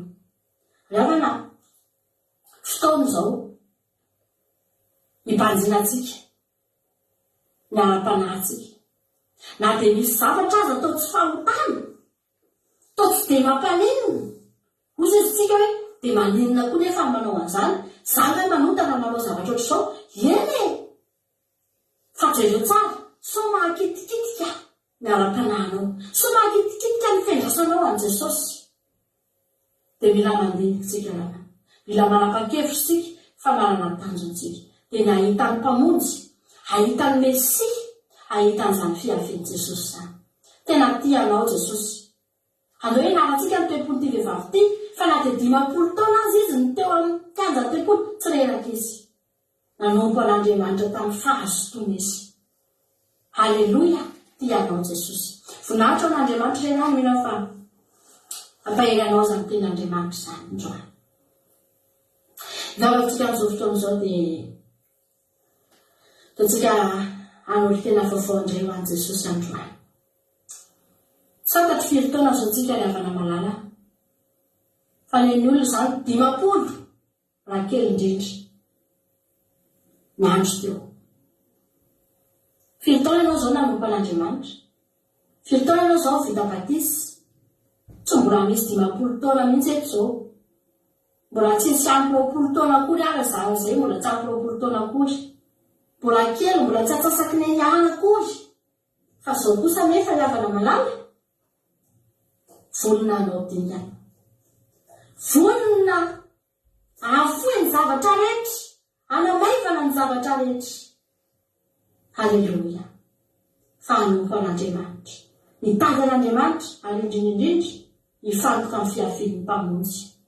Sotranao izay Jesosy ny amin'ny teninao androany. Vakasitraka tompo. Haleluia, hivavaka antsika rehefa avy eo fa hitrafa melabelarina aloha tsika. Haleluia, misaotra be dia be any mampionitsika tanatin'izay famelabelara tamin'izay toriteny izay. Mino fa nakasika antsika rehetrarehetra izany toriteny izany dia Andriamanitra manaraka ny pasaorana ny amaly fidianao mampionina tamin'ny tenin'Andriamanitra izay nentinao teto mampaherana rehetrarehetra. Haleluia, ny tenin'ny farany teo dia izao hoe ny olona izany 50 taona, ianao izao 4 taona. 4 taona izao ianao no nivavaka. 4 taona izao ianao tsy voatery niaraka taminay teto koa vao mivavaka. Ary mety misy aminareo ary mety zokinay hoe mety efa misy olona 30 taona vita batisa teto. Haleluia, fa mbola miteny anao ihany nefa ny tenin'Andriamanitra androany andao mbola hiandry ihany. Naharitra ty vehivavy ty ary tsy vitany hoe naharitra, tsy le fotoana no hoe anentsika 50 taona eo amin'ny tempoly fa le izy tsy niala teo ny zava-dehibe. Satria nge zao ravany na 70 taona ary ianao eo fa misy fotoana tsy maha-eo anao. Ny tena hoe tsy fantatrareo ny fotoana sy ny ora, tsy fantatrareo na ny ora na ny fotoana izay avin'ny mpampakatra. Ny tena zava-dehibe zany teto dia le faharetana ny andro teo. Ary anankiroa izy ny ara-ny andro teo dia Simeona ny voalohany. Afaka itsika ny teny eo ambony eo Luka 2:5-20 dia misy teny ary ino misy lehilahy atao hoe Simeona tao Jerosalema ary marina sady bavaka tsara izany lehilahy zany ka niandry ny fampiononana ny Israely ary ny fanahy masina dia tao aminy. Ary efa nambarana ny fanahy masina taminy fa tsy ahita fahafatesana izy mara-pahitan'ny Kristy ny tompo. Ary nety fanahy masina rehetra teo kianjan'ny tempoly izy ary efa nampidiriny ray aman-dreny Jesosy zaza mba hanaovana araka ny fomba ny lalàna ny amin'ny zaza fanoloran-jaza io fa tsy batisa be ile fanoloran-jaza dia trotro azy izy ka niterin'Andriamanitra hoe tompo ankehitriny ny mpanomponao dia alefanao amin'ny fiadanana araka ny teninao fa nomasoka efa nahitan'ny famonjenao izay namboarinao teo anatrehan'ny firenena rehetra dia fahazavana ahazavan'ny firenena sady voninahitry ny Israely olonao.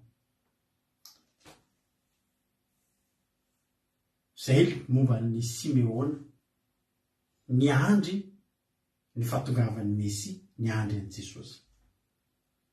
Andiny fa eny amin'ny tempolo nisy mpaminany vavy anankiray dia ihany. zanaka vavy ny Fanuela avy tamin'ny fireneny Asera izay ihany-panahy tokoa izy ary efa nitoetra tamin'ny vadiny 7 taona taorinana Virginie azy ary efa mpitondra tena tokony 4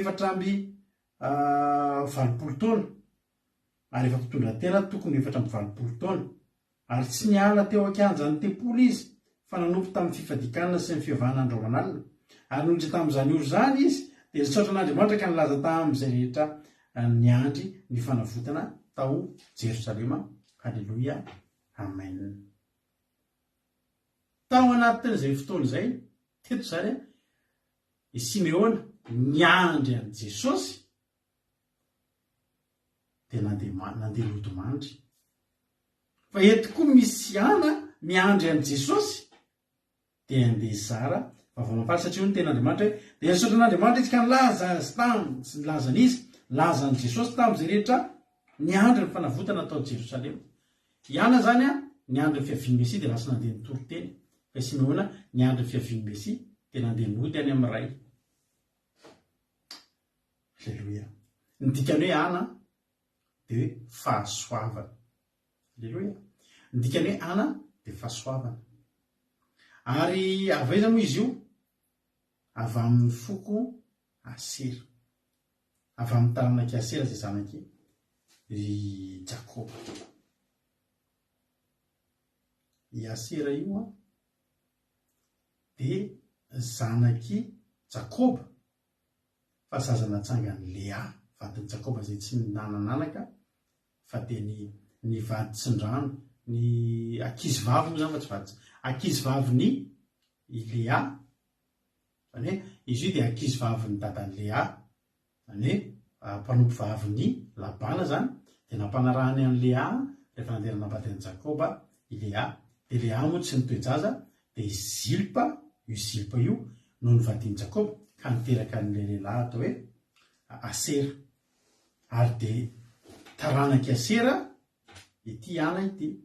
Ary tena marina fa ny taranaky Asera dia olona tsara tarehy, tena afaka vady. Ary ka tena mampinoty hoe ny mpisorona sy ny olona ny olona olobe rehefa haka vady dia ao amin'ny taranaky Asera no maka vady satria ao ny tena metimety indrindra. Ny dikany hoe Asera dia hoe sambatra. Ny dikany hoe Asera dia sambatra. Ary mampatsiahy ny tenany amin'ny Salamo 4:20 miteny manao hoe sambatra izay mitoetra ao an-tranonao hideranao mandrakariva izy. Sambatra zany hoe Asera mitoetra misy zavatra ohatry ny efa mirindra ihany tany ambadika tany. Fa ny taranaky Asera, ny taranaky ny olona sambatra dia efa voatendry hijanona teo amin'ny tempolo ary mahatsapa fahasambarana. Ohatra ny tete zany hoe raha hoe Asera ny dikany hoe sambatra dia ohatra miteny hoe Asera, vakitsika aloha izay ny Salamo zay zay tsy hitanareo hoe Salamo 4:20 nge vakitsika. Salamo 4:20 hoy tena Andriamanitra sambatra izay mitoetra ao an-tranonao hideranao mandrakariva izy. Io zany dia azotsika soloina hoe Asera izay mitoetra ao an-tranonao. Tsy nahagaga atsika raha tia mitoetra tao an-tranon'Andriamanitra ihany. Halleloia. Ihana ilay fahasoavana. Ary nisy mpaminana ny vavy anankiray dia ana zany eo amin'ny Fanuela avy tamin'ny taranaky Asera, efa antim-panahy tokoa izy ary efa nitoetra tamin'ny vadiny 7 taona taorinana Virginie azy. Ary efa mpitondra tena tokony 4 taona ary tsy niala teo ankianjany tempolo izy fa nanompo tamin'ny fifadikanana sy ny fiavahana andro aman'alina. Io moa andro aman'alina dia misy fotoana izy matory ihany. Halleloia. Fa izy matory eo amin'ny tempolo. Mifoy izy dia eo amin'ny tempolo. Ary io dia tsy voatery mivavaka mandohalika sy mikoaka sy mitomany sy manara-tanana sy mihiga mivavaka tsy voatery izay ny zavatra ataony. Any amin'ny Exodosy any misy ten'Andriamanitra. Exodosy 7:30. Ary ny tavy varahana, Exodosy 7:30. Ary ny tavy varahana sy ny faladia ny varahana dia natao tamin'ny fitaratra varahy ny vehivavy izay nanompo teo alohan'ny varavaran'ny tranon'ilay fiorana. Tamin'izany zany tao amin'ny tempolo dia nisy vehivavy foana. Tsy maintsy misy izay vehivavy izay manompo eo amin'ny tempolo. Ary io vehivavy io dia maharitra eo amin'ny tempolo. tsy voatery mivavaka fa manao ny asa fanompoana, nandre manao vavaka fanomboana, alleloia, nandre manao vavaka ho an'ny firenena, nandre mitory teny, nandre mitotram-bavaka, nandre manao délivrance, nandre manao accueil miarabany olona, alleloia, nareo manao miarabany olona zay miditra reo manao asa fanompoana nge nareo misy olona tonga avao dia izao nisy vahoa teto androany sa tsisy ohatrany tsisy fa rehefa misy zao dia iny nareo tonga dia miazakazaka maninona tonga sora vavy tonga sora lahy asan'Andriamanitra ao amin'ny tempolo zany ataonareo zany asa fanompoana zany alleluia, amen. Zay zany nataony ana teo foana izy fa izy kosa dia tamana teo, amen. Faharetana tokoa nge zany ry havana sady fahafoizan-tena nge zany ry havana hoe ianao taranak'olona tsara tare, zany hoe ianao zany manana zavatra tokony asongadina. Misy namako zay efa ela be dia izy io lehilahy fa tena ohatrany taream-behivavy, tena ohatrany hoe tsara tare be ohatrany reny mpira vazaha reny tsara tare tena ohatrany taream-behivavy. Dia hitana lehilahy anankiray sodomita malaza be tao Madagasikara zay zao no teneniny, tena anao izy tena tokony exploitenao, tokony ararotinao mihitsy hoe tsara tarehanao io izy asa veravery fotsiny tsara tarehanao io. Dia inona zareo tenenina andao sarom-bavy, any ararotina zany le inona ararotina lay tsara tare andeha hanaovana sarom-bavy. Fa tena lasa sarom-bavy tokoa zany ry havana, dia lasa sarom-bavy izy satria nararotiny tokoa le izy hoe tsaratsara tare ohatrany taream-behivavy zany raha manao capuchon zany dia iny tarehany fotsiny mipoitra dia mitsiky dia ohatrany hoe vehivavy zany lehilahy zany. Tena tonga dia nampirisiany olona anaovy sarom-bavy tarehany hoe fa azahoanao lasa mihitsy anao izy amin'io dia lasa izy nanao sarom-bavy. Tanao zany hiana teto ry havana, tsika angamba mahita fa misy olona tsy te hamotsitra an'izany occasion zany eo amin'ny fiainana. Misy olona zao ohatra hoe ranabavy na rahalahy koa hoe tena tsara tare be, tsara bika be, tsy manaiky mipetrapetraka izany izy fa tsy maintsy tena hoe asongadiny iny dia na efa 70 taona dia mbola tsy manaiky ho antitra, tsy manaiky ho antitra. Ihana tsy mba ohatra zany. Ny zavatra tsara teo aminy dia natin'oly marina fa taranak'olona tsara, taranak'olona fakavady, ary marina mihitsy zany fa mety nafatesany vadiny no ela dia misy mody mamangy fahotra nefa aza-kivo ianao fa maireza za eo, za mbola eo, aza misalasala atsoera misy ilaina ty numero ako ina zao nitsampy aminareo aona mba mila lana fanginina kely ianao olona fakavady tsara tare zay aza mitomaso hoe aviva fakondranomaso ao dia ahoana ty numero ka atsoe eo ako mangina fahory tsy efa betsaka ny candidat eo misy rehefa mety rotona teny ahoana ihana dia ahoana manahoana zao ianao mila mba fakahita kely tsika mba falifaly amin'izay aloha andeha etoko restaurant kely ianao mety aleko anao rariva. Tena misy zany fa rehefa maty ny vadiny dia lasa izy nanoka tena. Alleluia, nanoka tena ho an'Andriamanitra, nanamasy tena ho an'Andriamanitra, dia nanao asa fanompony izy, nanao asa fanompony izy, nanao asa fanompony izy teo amin'ny tempoly ary tsy niala teo izy, tsy niala teo izy.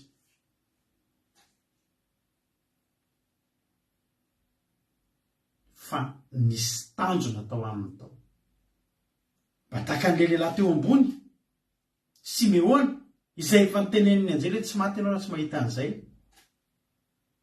dizy komba ny andry ary ny tena marina rehefa teto izy dia naheno ny firakorak Simeona izy tena indro izy izy masoko aleloia akitena efa ankehitriny ny mpanomponao dia alefanao fiadana fa masoko efa nahita ny famonjenao aleloia ty Jesosy nareo eva nanao an'izany revana misy fotoana tsy tsapanao ny toerana misy anao raha tsy misy olona tonga eo amin'ny toerana io miorakoram-pifaliana eo vao tsapanao hoe tena aritsara ty toerana ty marina zany sady iso misy fotoana zany ohatra hoe tonga ty andafy ianao ohatra ny tsy taitra tsy mahafaly anao koa hoe tonga ty andafy rehefa sendra mandehandeha anao mahita olona tena mitsilailay mihitsy any amin'ny Tour Eiffel makasary faly mihitsy hoe tonga ty Frantsa eo vao tsapanao manao ny zavatra rehetra mihitsy le olona mivarom-paninanana ka inona ny atongavany amin'ny Tour Eiffel io ny ela tsainay makasary tao daholo ty fetsika eo anao vao tsapanao hoe ary tena tsara ihany ny toerana misy aleloia ka ihany teto dia zao nioraky Simeona ozy izy Simeona hoe tenina efa nahitany tompo nahitany Mesia aleloia tia ny andrasako teo koa ihany natsapa hoe io fa tonga ny anjarako aleloia tsy fahotana tokoa ny nanambady tsy fahotana ny manambady ary matoa misy mitomany mihitsy fa satria tsy manambady misy mitomany mihitsy satria misarabady dia satria ilaina ny manambady mahafinaritra ny manambady hoanareo izay mbola tsy manambady mahafinaritra ny manambady andrasany fotoanan'Andriamanitra aleloia fanavotsiny ny zavatra mahafinaritra fa ny fidiny ny mahasoa sady mahafinaritra aleloia nanana tanjona ray ngeza be izy dia nahitany Mesia miditra ny tempoly amen ary raha nahitany Mesia miditra ny tempoly no tanjonao dia tsy any amin'ny bara akory ny tokony isy anao na eny an-tsena fa eo amin'ny tempoly aleloia maro ny aravana ny nanam-paniriana ho tahaka nyity ana ty ary marina mihitsy zany fa anisan'ny antony ilay tsy nanambadiantsony ny ahafahany mitoetra malalaka eo amin'ny tempoly fa io ngery raha hoe mbola nanambady tetoko izy ngeravana allo aizao izy ianao ato amin'ny tempoly hay allo aizao izy zao ianao kefa ato amin'ny tempoly fa atao tempoly foany farany le mpisorona ny nahazo loza fa dia izy loatra le mpisorona any dia matamananao za mifa tsy le tempoly matamananao fa misy zavatra fao nahazo loza ny mpisorona fozy izy za tsy hanambady malalaka za hiandry ny tompo koa ny vary ngeravana ka ohatry ny tompo faharoa koa aiza hiandry aza mitenitry mbola amin'ny tempoly ka mbola atao amin'ny tempoly maro ny olona teo tonga teo ozy ry Davida any amin'ny Salamy 7:20 dia eny tokoa fahasoavana sy famindrapoana araka amin'ny andro rehetra iainao dia aninona ozy izy Salamy 7:21 dia aninona ozy izy dia hitoetra ao an-tranon'i Jehovah andro lava aleloia Salamy 23:6 akikokely salamy mahafinaritra be ozy izy Davida hoe eny tokoa fahasoavana sy famindrapoana araka amin'ny andro rehetra iainako dia hitoetra ao an-tranon'i Jehovah andro lava Davida koa dia hitoetra ao an-tranon'i Jehovah andro lava fa tsy tafatoetra satria naninona mivady fotsiny dia efa firy ao ny firenena hoentina ao ny fanjakana mila joro ao ny tafika mila komandina te hitoetra ao an-tranon'i Jehovah andro lava fa tsy vita tsy vita fa naniry mihitsy Davida ny tena nanao any amin'ny Salamy 7:20 any ambadika kely eo lafa vita amin'ny 20 izy Davida 1:4 zavatra ray aloha ihany nangatahako tamin'i Jehovah zany tediafo dia nitretratrany Jehovah amin'ny andro rehetra iainako mba ho faly mijery ny fahasoavan'i Jehovah sy mandinika ny tempolony na aniry zao Davida zao fa tsy tafa-toetra tahaka ny ihana dia nanomboka tamin'izy maty vady dia teo izy sakafo maraina eo amin'ny tempolo, sakafo hariva eo amin'ny tempolo, sakafo atoandro eo amin'ny tempoly, matory eo amin'ny tempoly. Nahatonga ny anarany hoe ho mpamina ny vavy. Eke volaza teo ary nisy mpamina ny vavy anankiray antim-panahy, tsy ho antim-panahy mihitsy ny olona anankiray mpanao tsidipahatra mazany miteny ianao. Anao tsidipahatra tenin'Andriamanitra, anao tsidipahatra fanompoana an'Andriamanitra, tsy ho antim-panahy mihitsy ny ianao. Fa ny olona ho antim-panahy dia ny olona tena mitoetra eo, milomano eo. Halleluia. Amen ry abana. Tiantsika Jesosy. Ary tsy afaka mihetsika eo.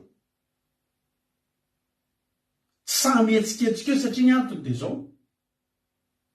Ny fotoana anankiray raha mijanona eo ianao 50 taona, fa andro anankiray ny elanao eo, nefa andro anankiray ny hiditra teo Mesia. Dia ahoana?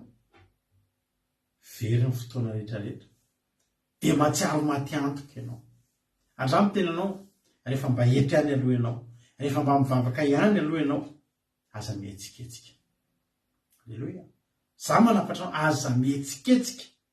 Fa amin'ny fotoana hietsehanao, ka ino ny atongavan'ilay Mesia, dia tsy lasa plasa vaovao mahafaly no tsara ngefa ity hiara-bavitiry ihana ty ngery avany.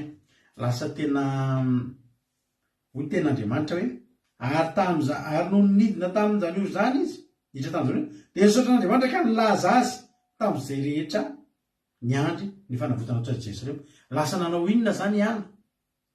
Nivoaka amin'ny tempoly amin'izay izy. Ny nahitany Mesia nanomboka nivoaka ny tempoly amin'izay izy, nivoaka nody, nivoaka nizara ny vaovao mahafaly, nanao ny asan'ny mpiandry-ondry. Nitantara tamin'ny olona hoe tena mpamonjy niteraka ao anareo anio. Tonga Jesosy niandry tamin'ny olona izay niandry fanavotana, tonga ny mpamonjy anareo. Hoy ny ten'Andriamanitra amin'ny Isaia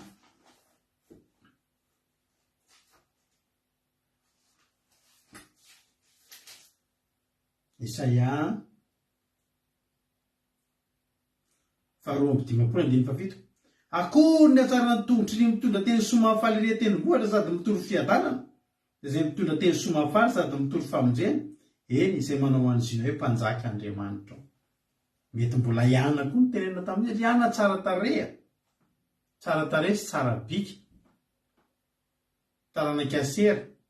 Dia hoy ny ten'Andriamanitra, akory ny atsarany tongotry ny mitondra teny somafaly.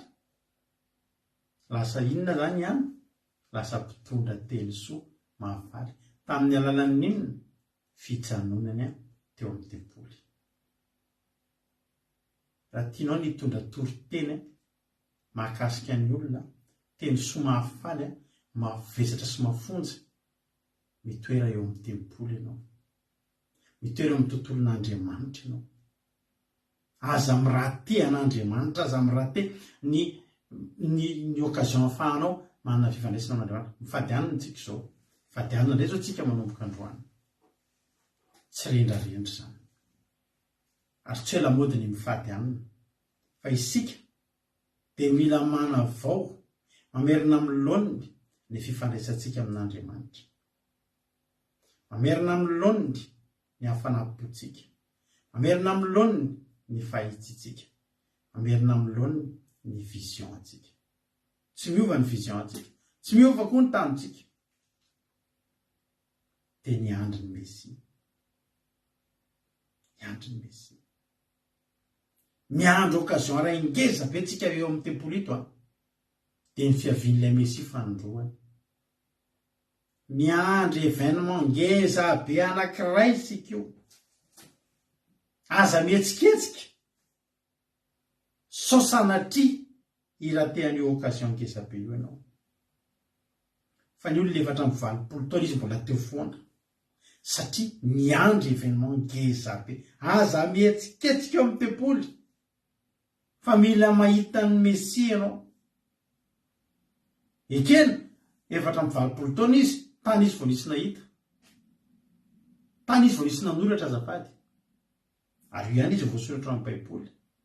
Tanja vao mba voasoratra ianao hoe eto zao ianao, resika misy malahelo ihany, misy fotoana amin'ny teny antany tompo raha vaviko daleo io elaela tsy hita teto tonga dia izy dia mamaly teo foana pastera fa tsy hitanao. Azonareo mana zao ny teny iza le nyteny hoe Josafata tonga dia zany ny teny hoe Josafata. Mahafinaritra tsy ratsy akory zany, za kosa nanontany fa zao no tiako tenenina. Iana efa elany teo fa tsy hoe vao tamin'iny fa teo voasoratra izy hoe ary Iana dia nijanona foana teo amin'ny tempoly. Raha olon-kafo zany rangahy efa teo efatra amin'ny valopolo taona zao vao hitanareo. Tsy azoko mihitsy fa manina raha mba hoe zay vao voasoratra fa hatramin'ny andro voalohany teo izy dia efa hitan'Andriamanitra. Hitan'Andriamanitra ke ianao io na tsisy mahita ary ianao. Ary mety misy olona tsy mipotrety ny anarany. Misy olona mahatonga antsika hoe 7 tsika ny eto ka efa tapitra ny fandanana dia misy 520 ny vue. Misy olona zany eo amin'ny 20 eo na toke 50 raha kely indrindra mijery eo ambadika ao fa tsy miklike an'izy, mihaino fotsiny izy dia tsy mipotrety ny anarany. Tsy olana fa Andriamanitra mahita anareo.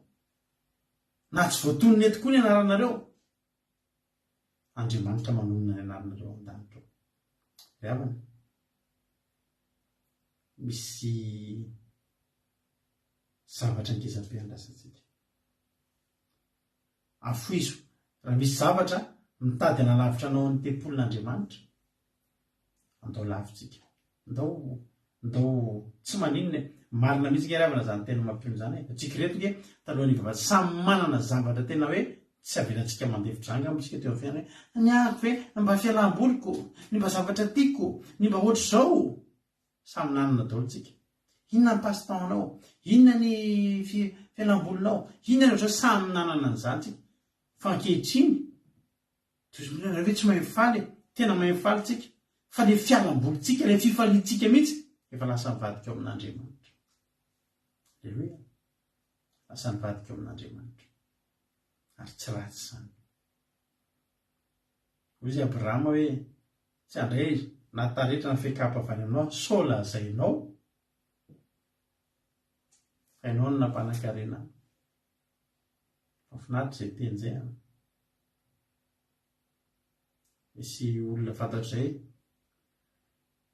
mbola tsy manana taratasy izy eto an-dafy dia nisy olona fahiny mba nisarisary zoro anazy. Tadidiko ny teny nanao hoe tsy araka amin'io aho izy pastera sao dia eritreretiny fa hoe niarahako taminy nazahoako taratasy teto an-dafy teto. Fa ny tena tiako izy tanan'Andriamanitra mihitsy ny amin'ny taratasy. Alleluia. Mahafinaritra nge zany. Eo tahin'ny tompany antsika mianakavy. Miandry an'io fotoana io tsika ravana. Mbola tsara tarehy tokoa ianao zao. Taranak'olona tsara tarehy ianao. Bika aman'endrika ao aminao. Zavatry ny nofo eny aminao. Fa teteny amintsika andoreny adinoana. Andoreny adinoana fa manana zavatra ngeza lavitra no rentsika miandry antsika. Ngeza lavitra. Ny zavatra rehetrarehetra io ravana malala rehefa tena jerena zava-poana no hoe. Tena teneniko anao mihitsy zavatra toriana sy asesika anatin'ny lohan'ny olona amin'ny fivavahana amin'izao fotoana izao reny. Tahina be ianao, tena tonga ianao dia tena mandresy be ianao, tonga ianao dia tena tsy fantatra avy. Tsy ratsy izany fa kely izany. Manana zavatra ngeza be. Halleluia. Zay tsy manana zavatra mpanantenananao zany eto amin'ity fandarana ity. Ianao io raha manaraka eto hoy izy le olo izay tamin'izay mbola kely nisy olona resaka olo lehibe. Andao ivavaka ary amin'ny anao izy fa tena mety be mihitsy misy olona zao izy vovavaka atao heritaona atao tena vita trano tamy zany tadidiko misy olona zao izy telo volana vovavaka atao tena vita tômôbila kely zany ry havana menatra zay raha mpanantenanareo zavatra ohatr' zany fa mbola misy ngeza lavitra lanitra miandry azy ianao miandry atsika sy ianao ny lanitra re de tena aminao mana hoe misy vasongeza be ho atsika miandry atsika eo amin'ny fiandraisantsika eo amin'ny tempolo eo na rovina na revina na efatra mivalopotona na mbola 50 taona ary io ny teo tsy ho diso fanantenana mihitsy izy tsy maintsy oraka tahaka ny Simeona ihany izy Simeona nge volaza tena zany tsy na ozy ny anjely tsy ho faty ianao tsy ho faty ianao mandra-pahitanao ny Mesia na firy taona io na firy taona Andriamanitra tena tsy ho faty ianao mandra-pahitanao ny Mesia tsy ho diso fanantenana zany zay miandry eo tsy maintsy ahita ny Mesia efa fotoana zao ry havana akaiky ny fiavian'ny tompo akaiky ny fiavian'i Jesosy aza mihetsiketsiky tsoa aza mihetsiketsiky fa andao tsika hitady an'Andriamanitra andao hiandry an'Andriamanitra fa misy Andriamanitra ngeza be endrasantsika ho tonga fandroany dia Jesosy Kristy sy eo eny amin'ny rao any lanitra hotahiny tompony antsika rehetrarehetra sambara zay mitoetra ao an-tranonao Andriamanitra dia hideranao mandrakariva izy ho ile tena Andriamanitra amin'ny Psalmy 124 teo Alleluia ndao hiandry an'i Jesosy tsika ndao hanompo an'Andriamanitra eo amin'ny tempoly ary zao fandarantsika zao dia zahantsika mihitsy mba ho tahaka ny fiainanao amin'ny tempoly dia tingery havana fandarantsika ity ezahana mihitsy ity misy zavatra ataontsika foana isan'andro mba hatonga anareo ndradeo mandeha foana isan'andro ny fandarana mba misy foana eto isan'andro ity fandarantsika azo azontsika atao indray mandeha isan-kerinandro fa tsy mampitoetra antsika eo amin'ny tempoly zany isan'andro tsika mila eo lahady any tsika ny makaina lahady nefa tadiovana dia lahady aza raha ho anay manokana tanaty tokantranonay dia misy asan'Andriamanitra miainga foana eto na dia ny radio mandeha atao tokantranonay ny asan'Andriamanitra misy aminareo nge andro lahady ariva anaovana vavaka fanafahana atao voatra zany ny tokantranonao okenao ho eo amin'ny tempoly andro amanalina mivavaka sy ny fivadikanana sy ny fanompona fa eo ny endrasantsika an'i Jesosy tsy ho eny amin'ny bara mihitsy Jesosy no tonga tsy any anaty boîte de nuit mihitsy Jesosy no tonga fa tsy maintsy eo amin'ny tempolo izy no tonga ataovy tempolo ny tokantranonao fiainam-panomponao ataovy isan'andro lavitra ny lalantsika fa nefa lalina tsy maintsy misy farany io dia ny fiavian'i Jesosy eny amin'ny rao an-lanitra samita iny tompontsika rehetra hivavakantsika aorianan'ity iray ity ho tahiny tompony antsika rehetra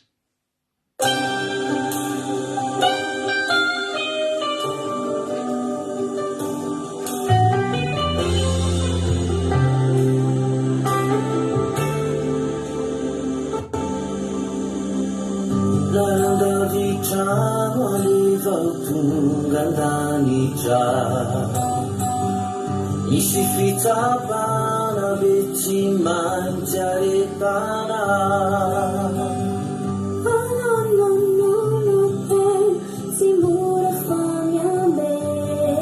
maretatra amin'ny farany mitondra ny anarany Alleluia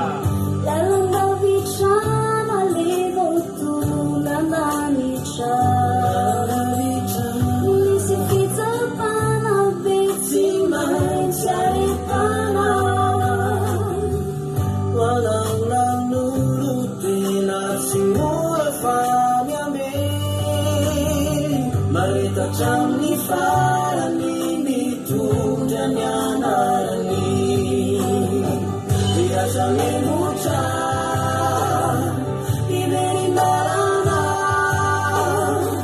azunena wani afiza yanzarana dasumiatanandu yanzaralubana matsisiakane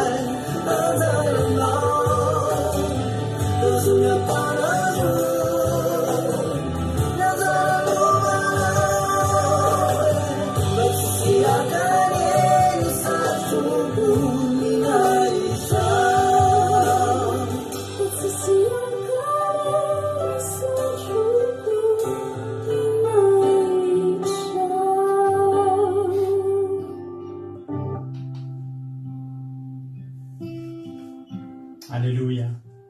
Aza vela isiaka ny sady voninahitra ao ry havana malala fa maharety anao aza mivelon-dalana raza miemotra fa akaiky ny fiavin'ny tompontsika ry havana malala. Alleloia. Sotranao zay Jesosy tamin'ity fotoana androany ity, makasitraka anao an-tranony amin'ny fitiavanao. Sotra betsaka Jesosy fa nanatrika anay teto indray ianao tamin'ity androany ity. Ankehitriny Jesosy izay dia vonona hitoetra eto amin'ny tempolo tahaka ny any, ampianaro hitoetra eo amin'ny tempolo zay Jehovah Andriamanitra. Eo no iandrasanay an'ilay Mesia ho tonga fanondroany. Alleloia. Tsy etsiketsiketo zay satria sao horatenay ilay tanjona anankiray ngeza be na tonga anay ho teto. Aloha ka tsy adinonay ny tanjonay, fa ny tanjonay dia ny ahitany Mesia, ny aty hitanao Jesosy. Pahirezony tsirairay avy. Aza velanao mifantoka amina zava-poana, ataovy mahay mifantoka aminao Jehovah Andriamanitra, ataovy mahay mifantoka aminao Jesosy. Dia hanao ny asa fanompona eo amin'ny tempolo izay. Iasa ho anao, hanambara ny fahatsaranao, hanao ny asa fanompona rehetra. Izay asa fanompona rehetra azonay atao Jesosy dia ataonay arotratranao eo ampanaovana asa fanompona izay tsirairay avy eto. Eo no atratraranao anay misaotra Jesosy. Aza velanao misy tafiara izay na ray, aza velanao misy tafiara na dia ray. Amen. Tompo momba anay ary ianao Jesosy. Meo anay izany fahasoavana atao amin'ny ana zany. Maro ny mpanompon'Andriamanitra tena naniry an'izany hitoetra eo aminao zany, hitoetra ao an-tranon'i Jehovah andro lava. Sambatra izay mitoetra ao an-tranonao, hitoetra ao an-tranonao amin'ny andro rehetra iainako. Alleloia. Zay koa mba maniry an'izany Jehovah Andriamanitra. Ataovy manana fahafinaretana amin'izany zay. Ataovy fahafinaretana ho anay zany mitoetra ao an-tranonao zany Andriamanitra, zany manompo anao zany Andriamanitra. Ataovy fahafinaretana eo amin'ny fiainanay Andriamanitra, fahafinaretana ho anay zany manana anao. Dia ho zava-manitra, ho zava-manipofina aminay zany fanatrianao zany. Dia tena hoe atamanana eo akianjanao, atamanana eo tempolonao, ao amin'ny efitra masina, ao amin'ny efitra masina indrindra, eo amin'ny toerana fitoeran'ny fanaka, eo amin'ny fitoeran'ny lehilahy, eo amin'ny fitoeran'ny vehivavy, eo amin'ny lalana tsara. Enina dia eo amin'ny kianjan'ny tempoly azy izay mombanao Jehovah. Alleloia. Dia atamanana ny tontolonao Andriamanitra. Sotra Tompo, ka sitraka izay. Dia raina ny anaranao, dia ankalazaina ny anaranao fa lehibe indrindra ianao. Jehovah, betsaka ny tsy voalazako teto androany, betsaka ny zavatra mety tsy voalazako, fa ianao Andriamanitra mahalala ny maso. Dia mba meo fahasoavana reto olona rehetra mitoetra amin'ny tempolo maharitra, ampahirezo manokana ny mpifady anina Andriamanitra. Ary izay dia Jehovah Andriamanitra dia maniry fa tena hoe rahampitso dia ao anatin'ny fotoam-bavaka tena isy Mesia tonga. Ianao Jesosy tonga hamangy anay ao anatin'ny fotoam-bavaka, fa mifady anina io izay tena mangetahetanao, tena tia atsapan'ny fanatrianao. Ho tafavelona aminao avokoa Jehovah Andriamanitra zay rehetra nanalavitra anao, zay nangatsitsika rehetra irehetra, zay tena tafiana taminao tafavelona. Fotoana hiverenanay aminao Andriamanitra, ity fifadikanana ity dia anehoany voninahitra ao anehoany herinao.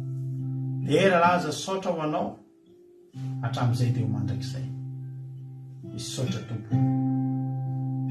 Dia vory sasatara varitra amin'ny ranao tsy afaka hitsaingoka na dia litera ray azy tao anatin'izao fandarina zay nitorina teto izany. Fa ny vozana fafy dia hamoa avy zato ely sy manapataperana amin'ny tsirairay avy. Misaotra Jesosy malalo. Halleluia. Amen. Hivavaka tsika amin'izao fotoan'izao amin'ny firenena, ampanzotsika nanabavintsika nambina hivavaka ho an'ny firenena. Tany Tompo ranabavy nambina. tain'i Jesosy tsika rehetra dia tain'i Jesosy ihany koa pastera Menakary ary vavakaritsika. Mbola misaotra anao indray izay Andriamanitra iray eo amin'izao fotoana izao. Misaotra anao izay tsirairay avy reto ny amin'ny tantananao ny tontolo andronay androany. Ary misaotra anao ihany koa izay satria mbola tonga afaka nanatrika amin'izao fotoana mamy dia ifampizarana aminao, ankafantarana anao Andriamanitra, ary indrindra ihany koa dia ho sakafo ny fanahinay tsirairay avy samy Jehovah Andriamanitra. Tsy navelanao nandeha tamin'ny lalana avy izay androany Jehovah Andriamanitra fa notantaninao ary tonga teto izay. Maro Jehovah Andriamanitra no variana ny avelany ihany, mety lasa nanao zoma mahafinaritra. Fa izay kosa Jehovah Andriamanitra dia teto tongotrao izay no ny antoraka androany dia tena hoe misaotra Jehovah Andriamanitra satria tena mbola tsara foana ny fitondranao sy ny fitantananao anay tsirairay avy Jesosy. Dia mankasitraka Jesosy, tena hoe mankasitraka amin'ny fahatsaranao izay nomenao anay Jesosy, ary tena hoe mahatsiaro mahazo fahasambarana sy mamy izay Jesosy rehefa mialoka eo anatrehanao, rehefa mihaino teny fampianarana avy aminao. Ary misy izay Jesosy fa ny teny rehetra izay nomenao teto dia tsisy handalo fotsiny aminay tsirairay avy reto fa tena hoe hifantoka tsara ao anatinay izany, hanova zavatra be dia be ao fiainanay tsirairay avy. Dia misaotra indrindra Jesosy, misaotra ny amin'izany fitiavanao izany. Misaotra ihany koa izay Jesosy satria tena tsara Jesosy ny nitondranao anay, indrindra ny tamin'ny teninao Jesosy dia tena hoe mampahery anay tsirairay avy Jesosy samy teninao izany. Tehirizy mandrakariva izay tsirairay avy Jesosy. Tehirizy izay mba hanana faharetana, mba hanana azoty hazakazaka hatrany Jesosy amin'ny fiarahana aminao, mba tsisy ho latsaka an-dalana Jesosy. Fa tena mba ho tanteraka aminay tsirairay avy ny teny izay vao nampitondrainao ny zanako Jesosy. Jesosy tena hoe niandry, tena hoe ampitoniana, tena hoe nanana faharetana izany fiavianao izany Jesosy malala. Dia izany koa Jesosy mba angatahanay hoe hanana faharetana izay Jesosy malala, hanana fahatoniana izay Jesosy. Tena hoe tsy hiverin-dalana izay Jesosy na mbola hoe la fiavianao Jesosy dia tena hoe ahatra hatramin'ny farany izay Jesosy. Ary rehefa manakaiky koa ny fiavianao Jesosy dia mbola hiaritra hatramin'ny farany foana izay Jesosy. Manantena ny ahitan'izany fahatongavanao izany izay Jesosy, izay tsirairay avy reto Jesosy. Ary raha toka Jesosy ka mbola misy somaritra hatramin'ny fangatsiatsiahana na varindriana Jesosy dia fantatra hoe Jesosy fa mbola tsy tara izany olo izany Jesosy, fa mbola afaka manava ho azy koa ianao Jesosy malala, mba afaka hitsenanao izy, mba hahita ny fahatongavanao ihany koa izy Jesosy malala. Ahireto aminay tsirairay avy ny fanahy masonao Jesosy, omeo anay ny fanahy masonao. Tena hoe omeo anay Jesosy satria izany fanahy masonao izany no mitahiry anay, izany fanahy masonao izany no mampirehatra ny afim-pitiavana ao anaty fonay isan'andro Jesosy malala. Ary aok'izay Jesosy tena hoe azoty foana Jesosy ny andinika ny fahatsaranao sy ny teninao, tena hoe atomero ao anaty fonay izany fitiavananao izany Jesosy. Mbola mitondra mbavaka ihany koa izay Jesosy ho an'ny firenenay dia tsy iza izany fa i Madagasikara Jesosy. Entinay eo anatrehanao izany firenena izany Jesosy malala. Tsy mahay mahefa ninina amin'izany firenena izay Jesosy izay, fa ny antokana nataonay Jesosy dia ny tondram-bavaka manolotra an'izany firenena izany aminao isan'andro isan'andro. Ary tsy ho reraka izay Jesosy fa tena hoe hitsangana hijoho foana izay hanolotra ny firenenay eo am-pelantananao Jesosy, mba hisian'ny fahazavanao sy ny fahamarinana ary tena hoe fanjakana marina amin'izany firenena izany Jesosy. Maro ny zavatra miseho anatin'izany firenena izany Jesosy ary tsy miafina aminao izany. Eny fa madiny amin'izay farany ady lalina indrindra Jesosy dia tsy takona aminao, fa miarihary eo an-tendrombohitra Jesosy, tsisy miafina aminao. Na nitoetra ny olona tsirairay avy Jesosy, na manomboka hatrany amin'ny mpampiventy izany na hatramin'ny madinika indrindra Jesosy, dia tena tsisy miafina aminao Jesosy malala. Izany Jesosy no hitondranay izany firenena izany satria matsapy izay Jesosy hoe tena miaina ao anatin'ny hasarotana ny firenenay, miaina ao anatin'ny faharatsiana ny firenenay, tena hoe tena betsaka ny zavatra mamatotra ny firenenay Jesosy, tsy voatanisanay izany Jesosy malala. Fa mangataka ny famindram-ponao isan'andro hoe Jesosy, amin'ireo fony firenenay Jesosy, ho aiza moa izay Jesosy, iza moa no mba hiantoranay Jesosy, iza moa no mba hianteheranay Jesosy, tsy manana an'izan'izany izahay Jesosy. Izay ihany kosa ny firenenay izany Jesosy malala eny Jesosy, mety hoe inina mihitsy Jesosy voizina ny resaka santy ao amin'ny firenenay, fa tsy marina Jesosy izany fa ianao no tena tompon'ny firenena iny Jesosy, izay no tena marina Jesosy, anao ny firenena malagasy, ianao nanamboatra ny firenena malagasy Jesosy, ary nahafahanao tamin'ny firenena maro izany firenena izany Jesosy, nasianao ny renakibon'ny tany, nasianao ny zavaboary maro sy ny biby maro Jesosy malala. Anao Madagasikara Jesosy malala, mamindrafo amin'ny firenenay, fantatra efa mbola tsy tara Jesosy raha mangataka an'izany izay, ary izay misy manantena Jesosy fandray androany dia tena hoe ahita tsara avy aminao izany firenena izany. Ianao ihany koa Jesosy ary mefetanana koa ny olona tsirairay, satria hitanao ihany koa ny zavatra manjoan'ny olona any Jesosy, tena hoe miriotra makany amin'ny zavatra tsy hatramin'izay miazakasa makany amin'ny Andriamanitra, tsy fantany akory Jesosy malala. Mamindrafo amin'ny rehefa vahoaka tsirairay Jesosy, mamindrafo misy fianakavianay ao Jesosy, misy mpiray tanindrazana aminay ao Jesosy, mamindrafo maro be ihany koa Jesosy ny olona izay matahotra anao amin'izany firenena izany, koa tambatray mivavaka Jesosy malala hoentinay manoloana ny seza fiandriananao, tena hoe ho an'ny pofona ho akasitranao Jesosy, ary indrindra Jesosy dia ho an'ny firenena manokana izany Jesosy malala, mba hisy fifohazam-panahy lehibe eo amin'izany firenena izany Jesosy malala. Ifonako aminao Jesosy raha nisy anazy filavaka voatonoko, dia efa fao amin'ny ranao izany Jesosy malala, ao koa vita fihavanana aminao Jesosy izay tsirairay avy, raha samy ho any an-tokantranona ihany Jesosy malala.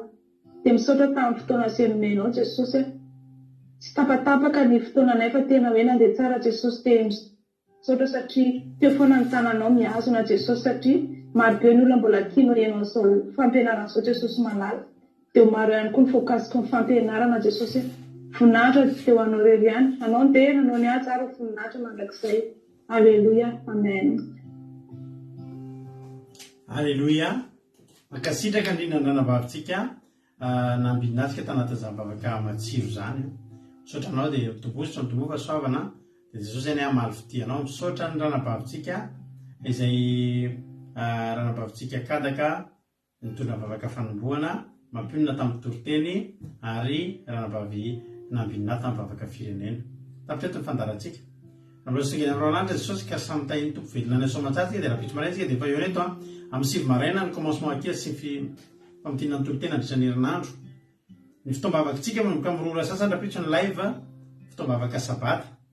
Isika rehetra izay mifady kosa atao vonimbonina ny Zoom, fa amin'ny folo sasany amin'ny 1 eo lancena ny Zoom, isika 50 menada dia ifady anina hitady ny tavan'Andriamanitra mahereza daholo dia samy hitahiny tompo. Raha pisatry antsika miona. Halleluia, amen, mahereza daholo.